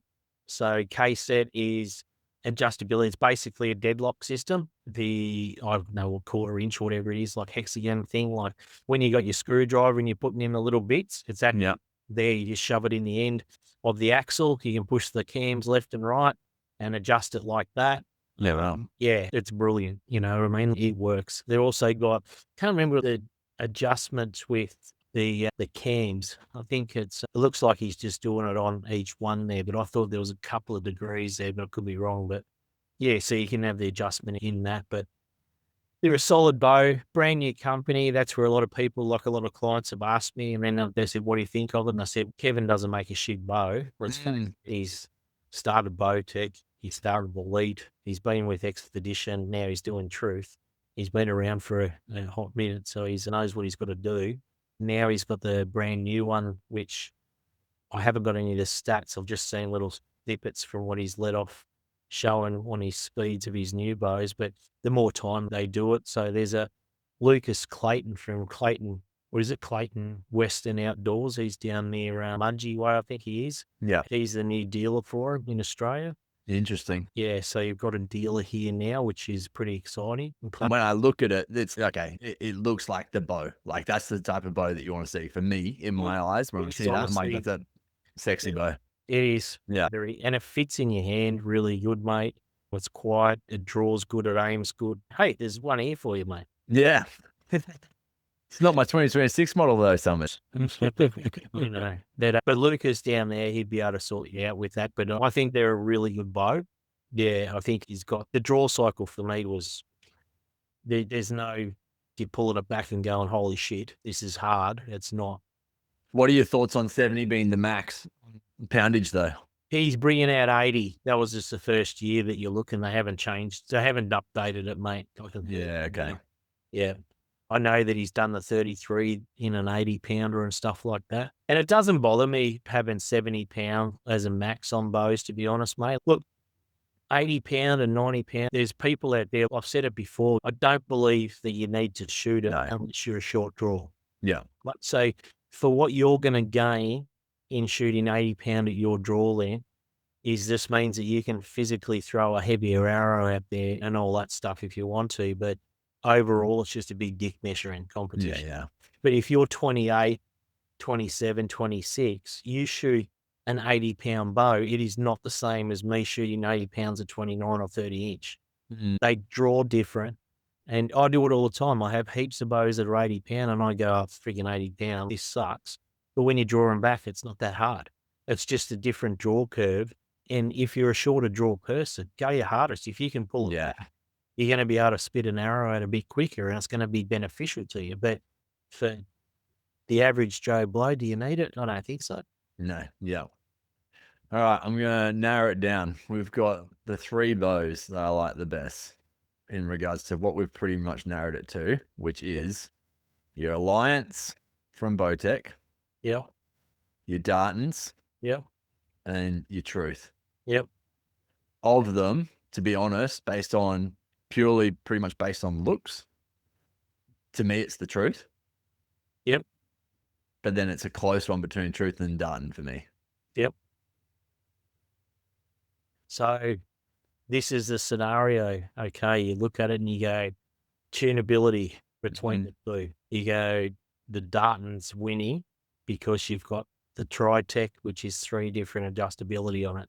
You got the limb adjustment, you've got the cable adjustment, and you got the cable guard adjustment. So what's the speed on those? And this is where Truth hasn't publicized his brand new one, but you're shooting that mid 330. So you're going to be shooting, so you'd probably be doing that 32. Yeah, that one there. You probably could go to the other one if it's a bit holding weight on you. Morgan's shooting his on the smooth mod, and he said he used to shoot it with the high let off. Yeah. He hasn't done that this time. He said, no, I'm just shooting this because it's so much easier to draw back. If you got shit or deer in front of you or whatever, it's that real smooth draw. Like I said, he's still getting good speeds at him. I just wish Truth would do their actual things. I thought they were supposed to release it on the 26 or something. I think he was supposed to do it, but I haven't seen his updated version. For getting the Truth, like the next model, we're essentially going to wait. What you're looking at's 2025 model because he's changed. Yeah, okay. He's changed the. It's even more sexier. His new one. See, that's still not it. No, the cable guard is even sexier. Like where he's done it, he's just refined that.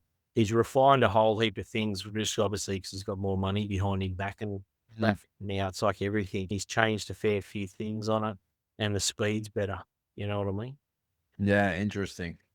So you're looking at the difference too, to be realistic, the Dartons are around that 2250 and this bow is going to be $3,000, I'd say. Yeah, they don't have a price. Oh, 16,900. No, so yeah. It's still pretty good for a magnesium. Like I said, it's going to be way lighter, mate. Like at 100% for carrying in the bush, and how they weight is how they shoot. They shoot amazingly. They aim good and all that, same as the Dart, but it's new in the country. Yeah. And like same thing. There's only a few shops that are doing the Darton, and there's only the one that I know, which is Lucas Clayton down there that's doing that. That got it now. I think he was September or October or something. He put it out there, and I thought, oh, good on him. You know what I mean? Because I'll support him. Yeah. Really good bloke.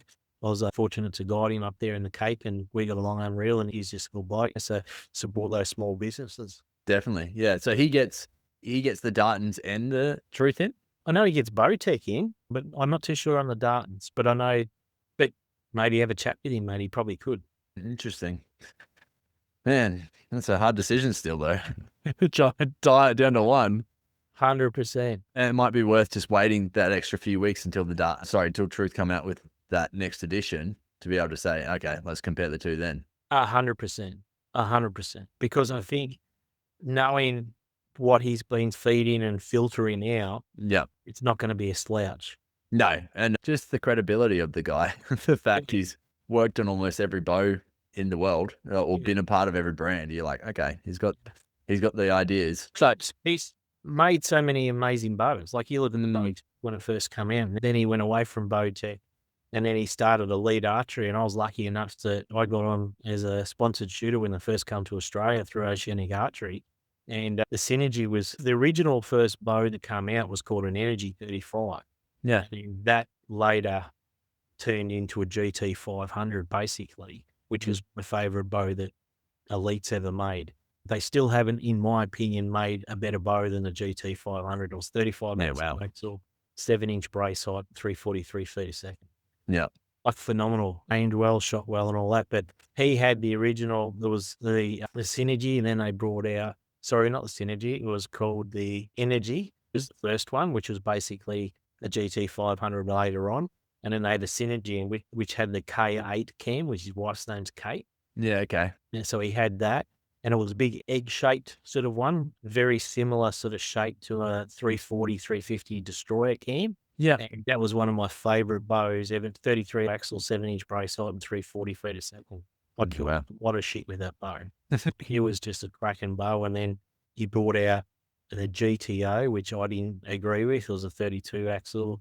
I shot it for about 6 months and ended up by, throwing my hands up in the air with a little sook and said, fuck this. And then I got the GT 500 and fell in love with it within 15 shots. Yeah, wow. Yeah. And then I actually shot a Bowtech Invasion in 2010 by Clark Johnson. It was the first one to bring in Australia. And I just threw my student thing away. And I shouldn't say that. I just said, I won't renew it. Yeah. For next year. And I got the Invasion. It's still on the wall at the back there. I still got it to this day. I traveled Australia for nearly 5 years with it and probably shot over 1,000 animals with it. So it's no way. It's never going to get sold. The memory bow. It's just, I just look at it and you can just stare at it and look at whatever happened. And I still believe it's one of the best bows ever built. That's interesting. Yeah.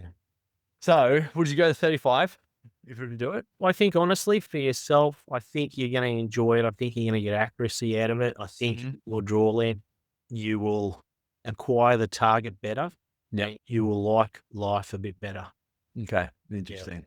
That works out if I was to go to the Tritech as well, though, because if you go Tritech 35. 100%. But the most times with them is, and it's obviously the feel, like we were saying at the start, it's 33, 35 is very minimal with peep sort of discrepancy with how it's going to be. Yeah. And most of the time, most of these bows, for some reason, the 33s are kicking more ass than the 35s are more going down that target range. So you're going to be around that 330 to 335, 340 on a 35, where you might get the 335 to 343 sort of thing in a 33. Yeah. So it just depends on what you're chasing.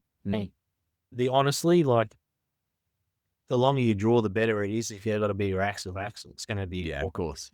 But then people turn it around and go, but if I'm walking through the bush, it's going to be a massive bow and all that stuff, which is the same as why the Quivalizers is such a conjecture with everyone and all that stuff. But like I've said to many of people, like I use a long stabilizer on my boat. Yeah. What do you do when you... Exactly. I like the weight up front. It's good. Yeah. The thing is, when you've got an arrow on the string, the arrow's still sticking out the front. So what the fuck's the difference? Exactly. Like, Good point. I'm just sitting there and go, if your arrow's on the string, it's still sticking out however far it is. So what's the difference between that and the stabilizer? I find it funny that I've heard a few different American podcasts and they talk about all them Aussies with their Quivalizers. They all love their Quivalizers. I'm like, it's actually a great design. I like the fact of it. So I've been lucky enough to be sponsored by Gold Tip and Bee Stinger. So I only use Quivalizers with clients' bows and all that. Yeah. And if I was going to get a Quivalizer, I'd also get a Cachet. Have you seen them on Evans? It's basically a tube, an aluminium tube that's, I think it's 6 inches and 8 inches. You can get different ones. And it's the same mechanism. That's basically the rear back stabilizer. You bolt it. Oh, I have. Yeah, Randy's got one. Randy's got one, 100%. Yeah. You can shove, like, it's got Shove a knife and stuff in the back. Yeah. You know, you can shove an Allen key set in it. You can shove a muesli bar in it, a fish liner, whatever it has to be. And there it is there. So I would be shooting my Quivalizer on the right-hand side so it's easy to load your arrows. And I would have the Cachet. And one of the guys, I know the client, he drilled a hole in the back and tapped it where the option archery thing is, and he's put weights on it. Yeah, it's a rear bar, but it's also got a reason for it. So you could have hydrolights in there, you could have anything. Yeah. So if I was going to run that system, just my thing with 3D hunting, I want to be able to 3D archery, I should say. I'd want to transfer that into 3D hunting. And so when I draw the bow back, I'm not going to be looking for the bubble, if that makes sense. Yeah. Be aiming, doing that bow. So it would do it. So that's my. I'd never thought of it like that in regards to having to chase the bubble and look for it. Yeah, and that's a massive thing for accuracy. Like, it's not too bad at 20 meters and stuff like that, but you can still make a difference if it's starting to get a bit further out, and you're also on a hill where where your toes are pointing up, or if you're on a hill where your toes are pointing down, you're going to draw the bow, and the bubble isn't going to be where it is unless you've had a bit of target history and know when to draw your bow into the hill. Yeah, let it settle back into a natural thing, so the bubble will come to the middle. But if you just draw the bow back when your toes are pointing up or pointing down, that's not going to be in the middle. Yeah, exactly. And just having that extra stabilizer, I never thought about how that would just help to put it in position. Yeah. So how I've got my hunting bow, I've actually got a target stabilizer, and do you want me to go grab it? Yeah, go for it. Yeah. 2 steps. All right. So what's on your hunting bow? How have you got it set up? So this is a carbon 1 Bowtech, and so what I've got there is this stabilizer, which is actually a micro hex target stabilizer, 24 inch. Yeah, wow. So it's positioned off to the side and just goes the whole through. Yeah. I got my arrows in the Quiver. Yeah. 2.5 pivot, 5 arrow quiver. I really like this because it's actually got like 2 different size carbon arrows on there, and you can adjust it on a pivot sort of point up and down to where you want the arrows, plus they go up and down. So I'm a massive fan of trying to get the arrows that you've got on there as held as far away as each other, so then they don't vibrate when you're on the shot, so the bow is quieter. So I'm a massive fan, but like I've said, I've got a video on my Instagram page that I've had a couple of clients where they didn't like them because they thought they were loose. And what the problem is, steel against aluminium, blinds. Yeah. So when I get these brand new with all the bows I set up for clients, every screw that comes on there, you got like little screws down here. I just pull the screw out, put string wax on it, put them back in, and adjust it so it allows that friction not to go up there, so you can actually tighten them. They don't move. Yeah, of course. So then, because I've obviously got the weight for that, I want to offset the weight. So with this, you can adjust this up and down to where it is and in and out. So this is interesting. This is a 24 inch, so it's only sticking out the front maybe 16 inches or whatever it is, and it's just going past the string at the back. But I can set that up so once again, it's like my 3D bow where I don't have to look at the bubble and go from there. And then I've obviously got this. Yeah, what's that? That's the AQ SOS system, which I've got on the. It's basically a little. It stops the vibration movement, essentially, like counteracts. It's a gyro in a boat where it spins around and it stops it. And interesting. It's got 2 thick ones and 2 thin ones. You can adjust it to suit, and it stops your pin movement. Makes a massive difference. With this one, it was super easy. I've got it right down the bottom, out to the side. And with my target bow, that wasn't as easy because I got it when it first come out. It's part of gas bowstrings. Yep. So Eric Griggs owns all of them. And so they sent one out to me to trial, and that was on my target bow. And I reckon I probably put it on 18 different spots all over the bow. And I thought it was a bit of a placebo, to be perfectly honest. After that, I was scratching your head, just saying it's not like the holy grail that I'm reading on the internet and stuff like that. I'm not falling in love with it. And then I actually sat on the internet one night in bed, and I just started looking at what other places that I hadn't put it on my bow, and seen a couple other different spots. And then I ended up by putting it on my front bar, and instantaneously it made a difference. And then I just moved it forward. And so I've got mine about 6 inches from the riser. Yeah. On the front, and it definitely makes a difference. Yeah, interesting. Yeah. And enough that obviously you keep rolling with it. Yeah. That's right. As soon as I seen the difference in that, I thought targets are really good. Everyone likes to win and everyone wants to do it. But for me, putting food on the table and going out hunting, I bought the other one. And as soon as I thought, oh, well, this hasn't got as much adjustability with the bracketry that comes with it, you just put it on the back. And then so I just went, I'll counter slide it underneath. I think I took, I'm going to say about 3 ounces or 4 ounces off my total weight of my stabilizers, because I put that on the bow, same reaction. And then I actually noticed that it stopped the pin movement. And I was like, yeah, this is my thing. I was really happy with it. Yeah, that's super interesting. In regards to setting up for, I don't know what bow, but setting up for a bow, Hamsky rest is your go-to now? Yeah, mate. I'll just, like, working in the shop, I'm seeing so many quad and those type of rests. They come in. To be honest, it's stopped a little bit in the last probably 4 months. But before that, it was pretty much a weekly thing where the rest was having issues, or someone was ringing me up, and then the first question was, what type of rest you got? And they had that on there where they're getting fletching contact, or the rest is where I reckon I'm probably up to 500 plus Hamskys. Only 2 that have had issues. One of them was the bloke had YouTubed. Yeah. And he'd fixed it and then had issues. Yeah. So basically in the side of the rest, you've got a spring that sits there, and it's got 7 holes. I think it is 6 or 7 holes. And you can manipulate the tension on how much that raises and falls. And off that much that I wasn't getting the hell out of the property. So it was a pretty easy fix. Yeah. The other one, the guy had been in the water with the bow. The bow had been totally under the water, and he hadn't greased it or oiled it or anything like that. And it was like 12 months later, he was getting some inaccuracies from it, and it's up in the air. And then we found that it was binding because the bearing had actually started to over. Yeah. We fixed it, you know what I mean? And now he's a happy chappy again. But that's a pretty good odds. That's not even 1%. Exactly. They've just, so my biggest one that I do is probably 98% is the Hybrid Pro Hunter. It's just pretty much a bulletproof one. You want to go a little bit more solid, which is the Trinity, because it's got 2 bearings on each side. Yep. And then you've got the Epsilon, which is the one that's come out last year, I think it was. And the Epsilon's a bit more expensive. I think it's nearly that $400 mark, 380 or something like that. So the pick of the lot, like if you had to choose one over the others? I can't go wrong with the Hybrid, mate. And then they've just brought out that brand new R7, which is for this year. I'm still waiting for mine to come in. A dealer for Hamsky, which I'm quite excited about. That's awesome. Yeah.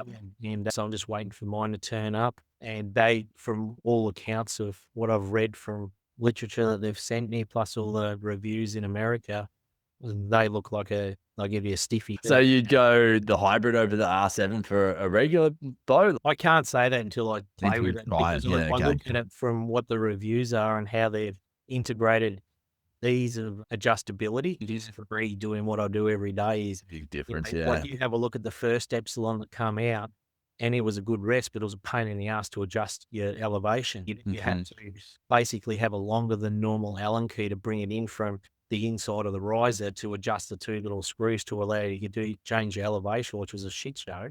Yeah. You basically had to have the Allen key with a little ball on there because it wasn't fit in straight. And I just looked at it and said, this is clunky. And that's why I kept pushing for the Hybrid, because it was like a $300 rest instead of the $340 with the Trinity, instead of the $389 or whatever it is for the Epsilon. And then now they've got the Epsilon V2 that they've brought out, where they've brought it out onto the outside of them, where it's super simple to adjust the elevation. And they've made progress. They're fixing things as they go. Yeah. And then now they've done that with this new R7, where they're bringing it out where you don't have to put the little felt tab onto it, because apparently that's too hard for people these days, and then it's already done for them. And then where you adjust it, the screws are really easy to get to, and you can do it. And I think they've had it in mind with Mathews and all that with the droopy cable guard. Or they've adjusted where the cable slide is so you get more elevation as well and all that sort of stuff. So, yeah, I'm looking forward to having a play with them, to be honest. And then what about in regards to sights? What have you played with recently? Like, I would love to keep a 3-pin slider. To be honest, I've really liked that as a setup. I mean, 20, 30, 40. And then if I ever need to take a longer shot. You've got time to do it. Yeah, You've got time exactly. to manipulate the sight to do it. Like I love black and gold sights just because I love the photochromatic pins on them. Yeah. What I run here. So you've got this little plastic bit on the top that changes to a bright purple once it goes out into UV. So then it dulls your pins down. So in bright sunlight, it's really purple. So your pins have flared. And then when it's not so bright, it goes to clear to adjust the clarity of your pins. Sorry. Yeah. The glare isn't that good. Beautiful sights, had no issues with them. My biggest ones that are probably going through the shop is Spot Hogg. Of course, yeah. Fast Eddies are really good, and now you've got the new Boonies. The new Boonies to me are a very good improvement. They're a lot lighter. You can run over them basically in a car and they're still going to work. I just don't know if I like the layout of the vertical. No, If they run theirs that way compared to everything I've used is pins going horizontally. I think you can still order the horizontal ones. Yeah, okay. I think you can, because I've actually had quite a few people in the last 6 months that have had there's triple stack and they've gone away from it because not all bows are the same. And like we we're talking about before with cable guards, some bows inherently have more torque at full draw with a cable guard. And so they're torquing the bow. So then they're actually seeing the back plate of the horizontal pins. Yep. So, but do they do the horizontal in the boonies or not? I don't know. But yeah, you'd think they would. Yeah, there is. There you go. Yeah. So yeah, you can still get them. Boonie 3-pin. Yeah. So that's the pick of the ones at the moment as far as that. There's a lot of really good sights on the market. It's just availability. And I think Spot Hogg's really got their finger on the pulse in Australia. And for good measure too, because they work really well. Like you've got the UV ones, you've got the Varos or whatever it's called, but they're all fucking expensive as anything. They're not, no sight's worth $1,000, mate. No, it's crazy, isn't it? How much? Yeah. I think Apex obviously bring it in. Archery Supplies, Oz Hunting. Yeah, it's not, because Black and Gold's part of Bowtech too. The alliance with them. So whoever's doing that. Hunter HD Pro. Yeah, I've got so they fit on there. You can get, the thing with the Black and Gold too is when you order the sights, you can actually order the top pins as 119 and the bottom pins as 10 thou. So when you're shooting further away, obviously you want a smaller pin. So you can have a smaller 10 thou pin at like your 40-meter pin, because obviously it's going to be. Is that regarding the length of the pin, or what does that? The sight, the fiber optic. Oh, okay. Yep. So obviously when you're close, a 19 thou is no worries for aiming good on that. Like you can get 29 thou, then a 19 thou, and then a 10 thou if you want for 20, 30, and 40 progressively, so the picture looks the same. You know what I mean? Yeah, interesting. I've seen a couple of 5-pin ones where the top 3 pins were 19 thou and the 2 bottom pins were 10 thou, and it was actually a really good sight to, when you're a full draw, you're like, oh, that's a pretty good picture. You know what I mean? Yeah, okay. What would you go if you had to get a 3-pin slider of the? I love the Black and Gold, but it's pretty hard to get in Australia. Yeah. So I'd go the Spot Hogg then. Okay. That's pretty easy to get. And like I said, I haven't seen anyone have any issues with them in general. Yeah. I do like the brightness of the yellow ring that they have on the front on the Spot Hoggs. I do like that. Especially with the pink peep as well. There's that contrast between the pink peep and the front. It's really easy to acquire in low light. Yeah, okay. That's where accuracy is going to come from. Yeah, I hadn't thought about that. We've picked a sight and a arrow rest. We haven't picked a bow. Yeah, there too. But I think what I will do is wait until this next thing comes out from Truth, at least, and see what that is doing before I jump on it. If you were holding a gun to my head and say you had to get one tonight, I would actually choose the Truth, I think, purely because I'm pretty rough on my gear. And the magnesium and the titanium is actually highly interesting to me. Yep. But the thing that does pull me back to Darton is actually, like you said, the tunability. That's the one thing that kind of keeps me going, oh, but what if? Or if you're in that situation, you need that tunability. What if? The thing with, a lot of those bows too, which going back to all of the brands now where they're coming out, I'm not seeing Brumbies like I used to 3 years ago. So when I say that, tunability also comes with the quality, whereas that truth that I got, I literally put a rest on it, eyeballed it, put a D-loop on it, shot a bullet hole, and it hasn't been touched since, basically. Yeah. Whereas the same as the Hoyts and same as that, the Hoyts didn't have back then this new tunability XTS that they've got now. They just had the grey or the black washer kit to shim the bows, and they had a big paper portfolio of this is what will happen. I haven't had to bother that in the last 2 years with the bow. Yeah, that's interesting. Do you know what I mean? So, Yeah. So what I'm just getting at is the quality of all these companies. You're not going to go wrong with whatever you get, essentially. It's Yeah. just affordability, what you like as a visual, what you can see with it, all that. And to me, with doing what I do, I want tunability. That's why I'm a Bowtech guy. Mm-hmm. I've shot Bowtech since 2010. I've had one set of limbs go. Far out. Yeah. Shot several 100,000 arrows out of them. That's the other thing. For both these brands, to me, because they're both newish brands as well, that's where I get a little, not nervous, because I know they're going to be a good quality bow, but do they have those kinks figured out? Do they have that same backing in the sense of, oh, we'll just replace everything for you if we need to? Do they have the funds to be able to do that if they needed to? Darton have proved themselves when they had the True. Yeah. They've done that, no problems. And the cost effectiveness of that bow is very cheap compared to what the other ones are. Brand new, the Tritech, I think, was $22.50 or something like that, which is bloody good for what you're getting for it. Yeah, definitely. Obviously, the magnesium costs more. Costs more. Yeah. So you're going to get more because the bow is so light. Yeah, I think of this as a 5-year investment too. Yeah, it's not going to be something that I change anytime soon. We'll forget it. Been out since February 2025, and I haven't seen Bad reviews. Any limbs go or any issues with the bows. Yeah, interesting. They're coming out with thread cables and strings too, straight from the factory, which is like gas in America. It's thread. Yeah, wow. A competitor for them. So he's not making, like shortcuts with. Yeah, okay. He's going straight for the whole hog. He's going for a proper, respected string manufacturer as well. Now, I guess we leave it at pending for now. Yeah. But in all honesty, like the more we talk about it, the more I actually like the truth. Yeah, but you can come and pick your arrows up, mate. Bloody. Yeah, I can come and have a shot. Yeah, it might be worthwhile. Yeah. See how the draw cycle is. That's the big thing. It's a funny thing because the very first episode that we did on Becoming a Bowhunter was with you, Mr. Ian Summers, and you talked about taking the bow and doing some shots with it. I've not shot a Darton or a truth, so it'd be worthwhile doing that at least. Yeah. Yeah, 100%. Yeah. There's one here that you're more than welcome to have a dig at. Yeah, definitely. I might have to come over soon then. Yeah. Thank you, sir. I appreciate that. That was a good little effort. And I think in regards to if anyone wants to reach out to you, they can get you on Summers Archeries. They can reach out on Instagram that's probably the best place, right? Yeah.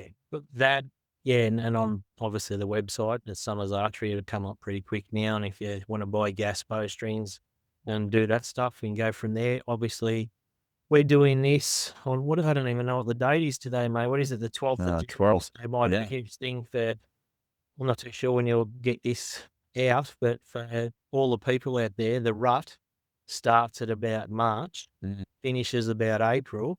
Don't be last minute. Don't come at March, yeah. Shit sorted together now because I get gas strings. They're taking about 3 weeks from America. Get it now, so then if you want me to tune your bows or you do it yourself, I don't mind. But get your strings in, get your shit sorted, get your broadheads. Yeah. Yeah, indeed.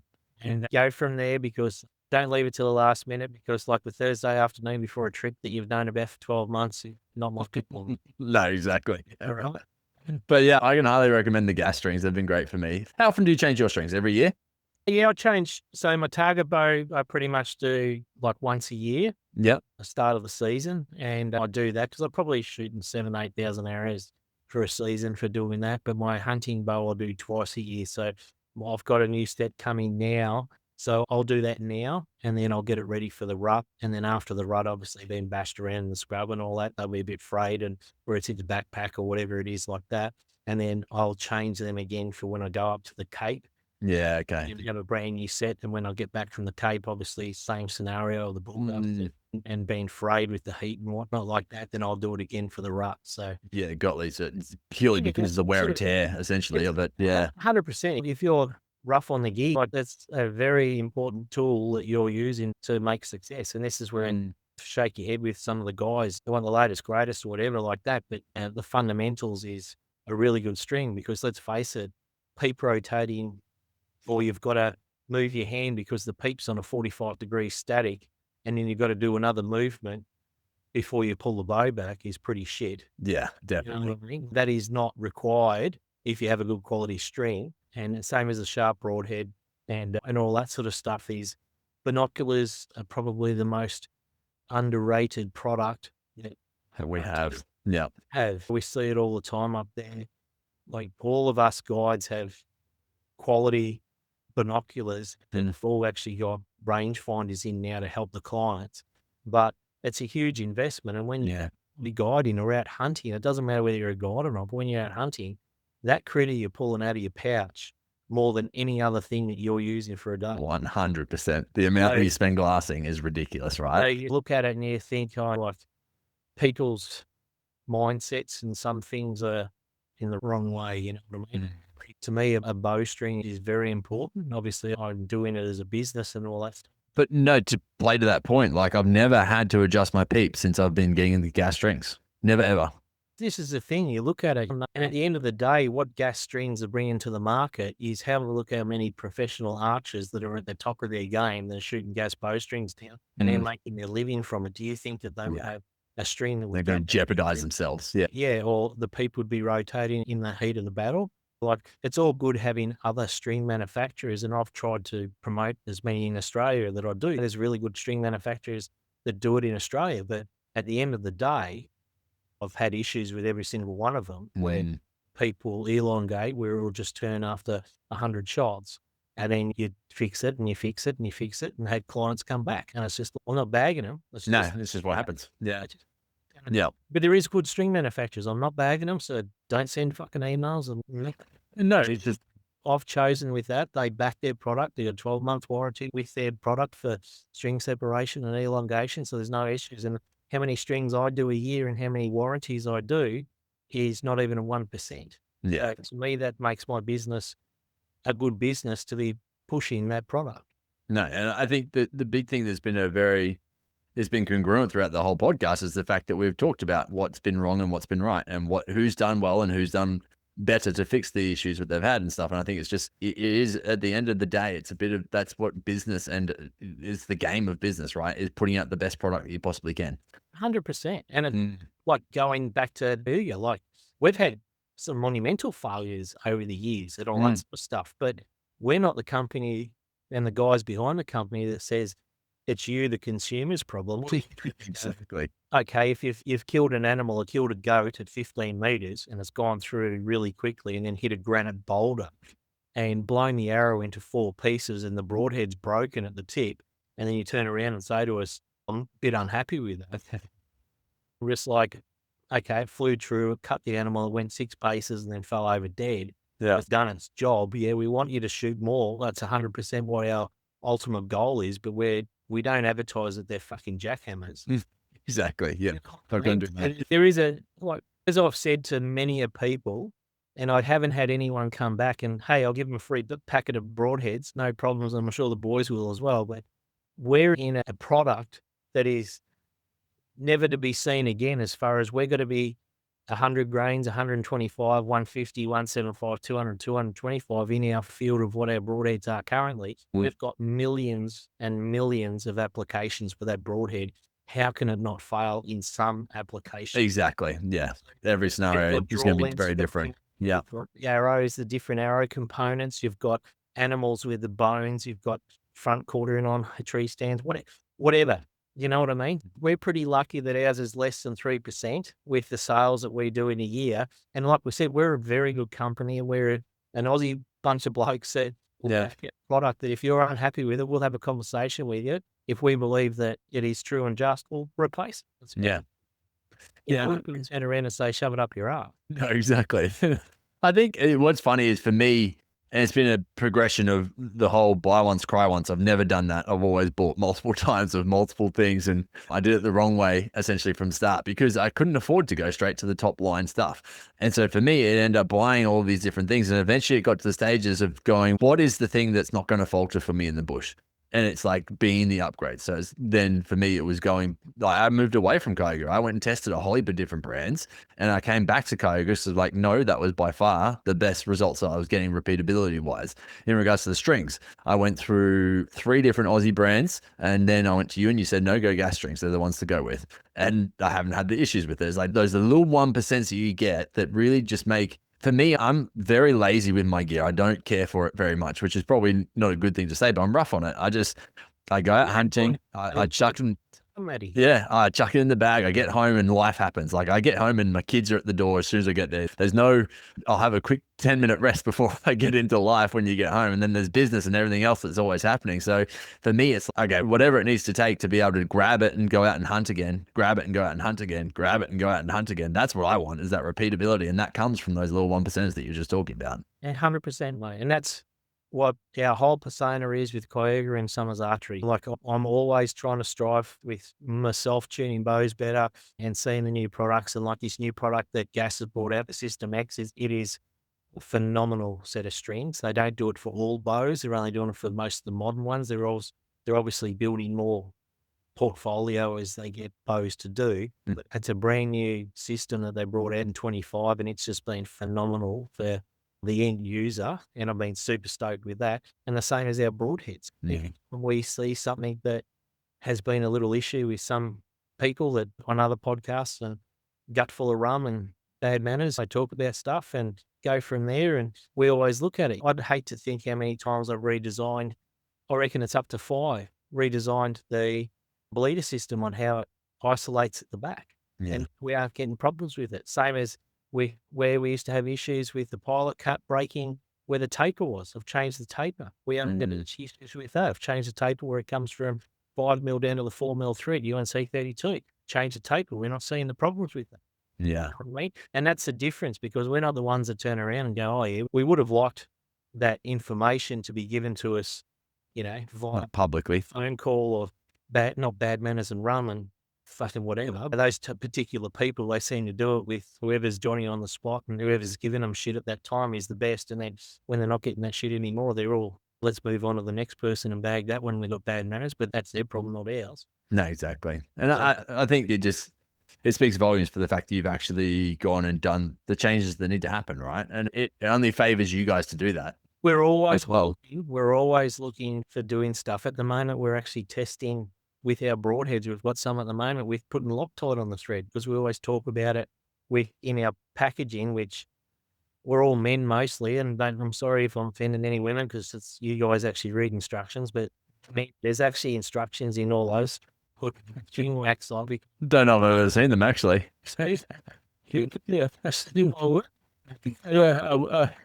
And so what I'm just saying is the same as what I said before with the quiver. You have dissimilar metals, and then obviously aluminium will bind up and what the steel will. So therefore it feels like it's tight, but it's actually not tight. So that's why we've said, put a bit of string wax on there. So you tighten it up. It helps keep it tight. So when you quiver, because this is one thing that a lot of people don't understand. We see it all the time up in the Cape guiding. You're in a car, you're out shooting your bow in the morning, then you jump in a car, you're traveling for whatever time it is, you're throwing the bow up on your shoulder, you're walking for how many kilometers they are. And then you finally get the opportunity and you shoot the animal or something like that. And whatever happens, whatever it might do it, and then you turn around and you go, have you checked all your broadheads in your quiver? And they go, no. And sometimes they can be up to half a twist to a full revolution, half a revolution to a full revolution loose, just from the job. Yeah. Especially with a single bevel and a design like a pilot cut, which has got so much design features in it that things can break. You know what I mean? It's like a impact gun on a wheel nut or something. If you drive it way in, you can snap it. There's only, I think it's 12 Newton meters of torque on a 4 mil thread. And that's originally 9. So it's 9 Newton meters. That's right. We've tested this. We actually got a little machine made up, and got a torque wrench, and then we got an actual tube to shove our broadheads in, and we're testing how this was with all different inserts to see where it break. And we've got our, like, changing the taper on our thread, we've got it to 12 Newton meters, whereas a 4mm thread is supposed to break at 9. Yeah, wow. So we're increasing. They're the things that we look at. We're just not looking at why is this happening? Where can we go wrong? It's also looking at stuff where we go, okay, how can we adjust what we're doing? How can we make it better? And that's what we're doing. Yeah. Yeah, the constant upgrade. Yeah, and that's the thing. It's always happening behind the scenes. We're not just sitting there going, oh, yeah, we've got a good product. We've worked our ass off to be where we are in the market right now. But it's not we're going to sit on our laurels. No, exactly. We're still working on stuff. Like I said, at the moment, we're testing different Loctite on our threads. You know what I mean? So when the consumer doesn't read the product, if instruction, can take it up and say, mate, we got you. All right. Yeah, exactly. Like, to the shoulder. We're prepared for your type. Yeah. It's hilarious. No, but I love it. It's literally why I'm so happy to partner with you guys, right? Because from the amount of conversations that I had with you about either you or with Randy about, oh, this is what we're testing now. This is what we're changing now. And the different iterations that's gone through, like the changing in the steel to get it to the right stiffness, the changing in the threads to get that to the right lengths, to get that to the right, like you're just saying now as well. Like it's just crazy that you're just forever improving. Same with the bleeders. Yeah, that's right. Yeah. The front part, and this is the thing, from order to order, we're not ordering 100 bleeders at a time. We're ordering tens of thousands of these ones. And obviously there's a machining, all machines will wear when you're making stuff. So then we're talking hundreds of thousands of an inch. Well, it's a hair. That's what we're talking about. And that can be where people go, oh, my bleeders are rattling. And you're like, no, you know what I mean? They weren't rattling. And we go out, we test the ones we've got, we've done that, and we go, but now it's rattling. You know what I mean? So that's where the chamfer come in on the shock washer now. Yeah, yeah. Because the chamfer's got that, and now the bleeder's got that. So when it tightens up, and if we don't happen to have, if we have a bad batch with that, which our QC is getting way better with our factories over there and all that stuff, so we're not seeing this now because we've got our QC where it's supposed to be. But that chamfer, if it doesn't work, you can flip it over in 180 degrees and put it in, and it will still lock on because there's still a small chamfer which will still isolate and still centralize that bleeder. And you tighten up, there might be a millimeter, or not even a millimeter, a thousandth of an inch of the gap. It's not going to be inherited to the design of the pole broadhead with doing it. But you're not going to have a rattle. Yeah, yeah. So they're the little things that you have to overcome and design from something that happens when you mass produce something. Yes. Yeah. You know? It's quite amusing when you see some of these, I'm just going to call them fucking clowns on Instagram, where they carry on about pricing the broadheads and they say a $3 one is better than that. And you look at them and you go, okay, no worries. You obviously never run a business. You understand that a business is to actually make money at the end of the day, but have a look at the product that we're giving you, the packaging, everything that's in the packaging, and also stop for a sec. And let's go back to what's just happened over Christmas, and what we do at Cayuga is every packet that gets sold, there's 1% of that goes to conservation. Yeah. Every packet that goes, we put into conservation. So we want to make sure that our business is going to be here for the future for our kids and all that stuff. Also, what we've just done over Christmas with Brad, the balls. Balls for a cause, yeah. 100%. Plus what we give to all the clubs, Cayuga Broadheads is well known through 3D, through my portion of that, is to give back to raffles and all that sort of stuff. Yeah. There's heaps of clubs that come back to that. Now, those guys that want to chirp about, oh, how expensive they are, well, what are you giving back to the community? Yeah, definitely. Beating your chest. But So, it's also, you know, it's always the way. It's the ones with the loudest voices. They don't do anything for anyone. It's because they're in it for themselves. Yeah. I've been through more broadhead companies than what I ever know, because obviously once they start not giving product anymore, then that product's shit and they move on to something else. Yeah. I just look at it and just whatever. I get given quite a few of them. So have a look at this guy. It's a train wreck. It's like a car accident. You can't turn your eyes away from it. But you know what I mean? But have a look at yourself. What we're doing for the companies and what we're doing for Society of Archery and Bowhunting in Australia. Every giveaway that happens online, I always see you guys. I always see Dog and Gun. I often see Jabsticker involved with a lot of it. I'm like, okay, like it's definitely brands that I want to be surrounded with. But yeah, Mate, it wouldn't be much of a hunting podcast if we didn't tell at least a story from this year's trip. Maybe what do you got for us? You had actually a fair bit happen over the last year. I think probably the best story was the one that I just put up on my Instagram page. I don't know whether you've seen that one where they're throwing the croc. Yeah, I saw it. I didn't Spinning listen to croc. it. But yeah, what was the story with it? Oh, so we finished the season up there at Cayuga, and it was like in the morning, you're seeing the last clients away, depending on who they are, what time they've got to go, and all that sort of stuff. But you say by 9 o'clock, the clients have left the station, so you've got to clean all the beds up and clean the house, and then we obviously clean all the vehicles out. You blow them all out and wash them and all that sort of stuff, and mow the lawns, and then you basically say thank fuck they're all gone. A couple of hours to yourself normally before the next client's in, but this time it was the end of the season, so we all looked at each other. So there was obviously Brad Smith and Keith Picking and myself. Matty was out. I think he was grading or doing something, or he might have even been in the big smoke doing something there. But so we just all looked at each other and said, let's go for a hunt. And like I said, my shoulder had been giving me a bit of curry. So I shot my bow for about 5 or 6 shots, and I said, I'm not feeling it, so I'm just going to drink beer today and be the support crew. Yeah. So Clinton and Smithy were up, and yeah, we're driving up to along the river where the paper figs had been on for a little bit, and Smithy wanted to go up there and check, and then we went past one of the water holes right next to the road and see a couple of the boars in which I'd actually seen those 2 boars probably 3 or 4 days before with the clients, but the wind just stuffed us. Yeah.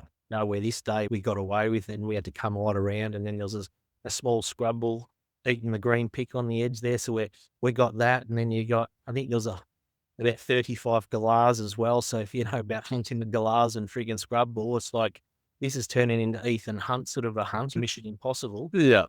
We're all sitting there, right, eh? So anyway, we got into, I think it was like 16 metre shot, one memory. But there was no sticks. There was nothing right where we were. And so we all looked at each other just going, we've got to throw something to make this pig to rise up, because it was in a shit position, because it was like a sandbank, and he was laying with his back towards us. So all you could see was like that, and one ear sticking up and a bit of his snout. You'd see his hook hanging up with the binos. You're like, Yeah, gotcha. Oh, you got the ivory.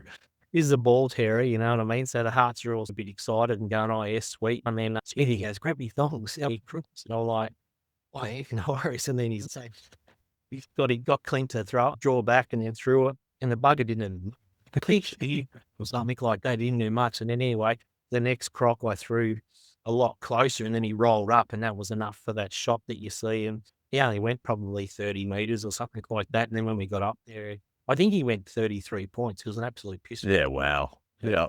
It happened I don't know, maybe 40 minutes from leaving the homestead. So yeah, wow. The beers got cracked, and then we went up to this other spot that Mitty wanted to. I think we did a couple of hunts, and then we're just checking something, and then just near dark, when we're coming back, we sent a ball float off a water hole, and Smithy jumped out and chased him, and 10 minutes later he comes back with a grin on his face. So we went up and had a look at him.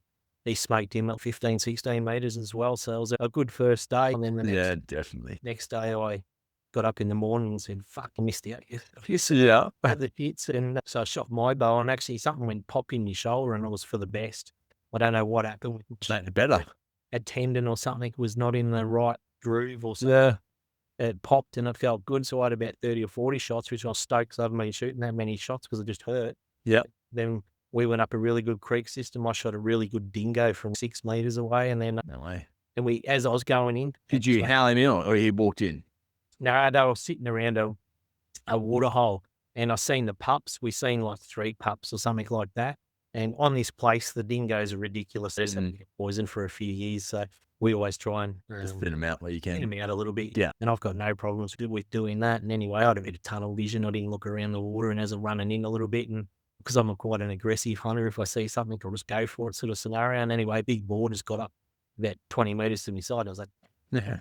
He didn't take off at a great rate of knots. He just walked off, and I looked at him and I said, oh, he's got some lip and he's got a skinny ass, so he's a good hog. And then I went in, and then as I was looking at the little pups, the dad dog got up right next to me. He was only like about 3 metres, but he came around the wrong side of the tree, and I was already at full draw. And that's far out. You went about 50 metres, I suppose. And then anyway, this water course has, I think, 4 or 5 other bits of water on it. So that took us probably 2.5 hours to walk like another 800 metres, because there was just pigs everywhere. But the wind was doing what the wind does. Yeah, of course. Here. And anyway, I think Clint and Mitty, because obviously Clint was up at that stage, I think it was, and then they got in to about 23 metres off a couple of good balls, but just no shot. And then the wind ended up by stuffing us. So anyway, we finished that walk, we turned around, and then all three of us having a yarn, and I said, that pig didn't friggin' run away too much. And then so he went over there, and then Smitty, just because he's about 8 foot tall, the bastard,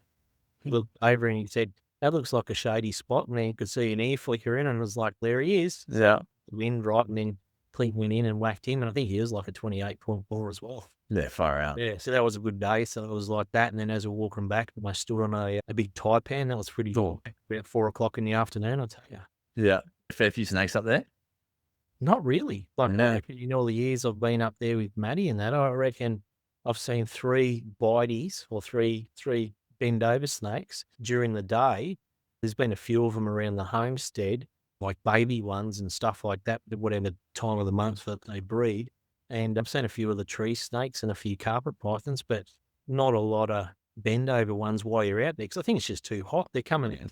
I mean, we're not out hunting of the night time, but this one was 4 o'clock or 4:30, and we were walking across a cattle pad, and I heard something rustling in the thing next to me, and I thought, that's odd, you know what I mean? I looked down and I was like, holy shit. And he was a proper Big one?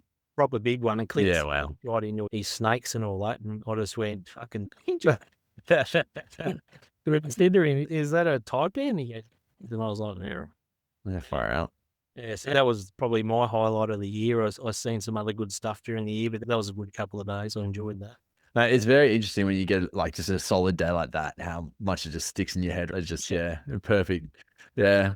James and I went out the other day. James Doomstis and I went out the other day, and we started off and we just thought it was going to be a shit morning. We hopped out of the car and I had my rifle in the car, and we saw some deer as soon as we hopped out. I'm like, oh, perfect. We'll get some meat. Shot, missed. I'm like, God damn it. But I had some rifle issues, so I found out later. I found out on the spot, obviously, because I missed it. But literally the whole valley just disappeared, and we're like, what have we done? And we just screwed the whole morning.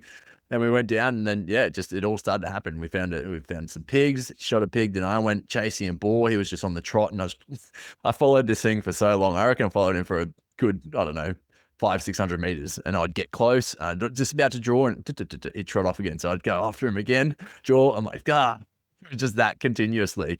And then we lost each other, and I didn't have reception. I don't know if he had reception. And eventually I was like looking at the side of the hill where he was, and just seeing all these deer like midway to 3/4 up. And I'm like, oh, I'm going to turn around and go midway to 3/4 up this hill and see what I can find. And sure enough, all the deer were just up there. So yeah, end up shooting 2 does right there, which is awesome. Yeah, it was perfect. Just with my bow, yeah. It worked out amazing. Yeah. I was like, wow, that's a great day. That was opened the account for me in 2026. I'm like, this is going to be a good year. Yeah. So it worked out well. We came in with lots of meat. Yeah. Yeah, that's the go, mate. That sounds like a good place. Yeah, definitely. All right, mate. Thank you. I appreciate your time. It's been a good few hours. Yeah, I don't even know what time it is. 9:40. We're almost there. It's definitely past bedtime.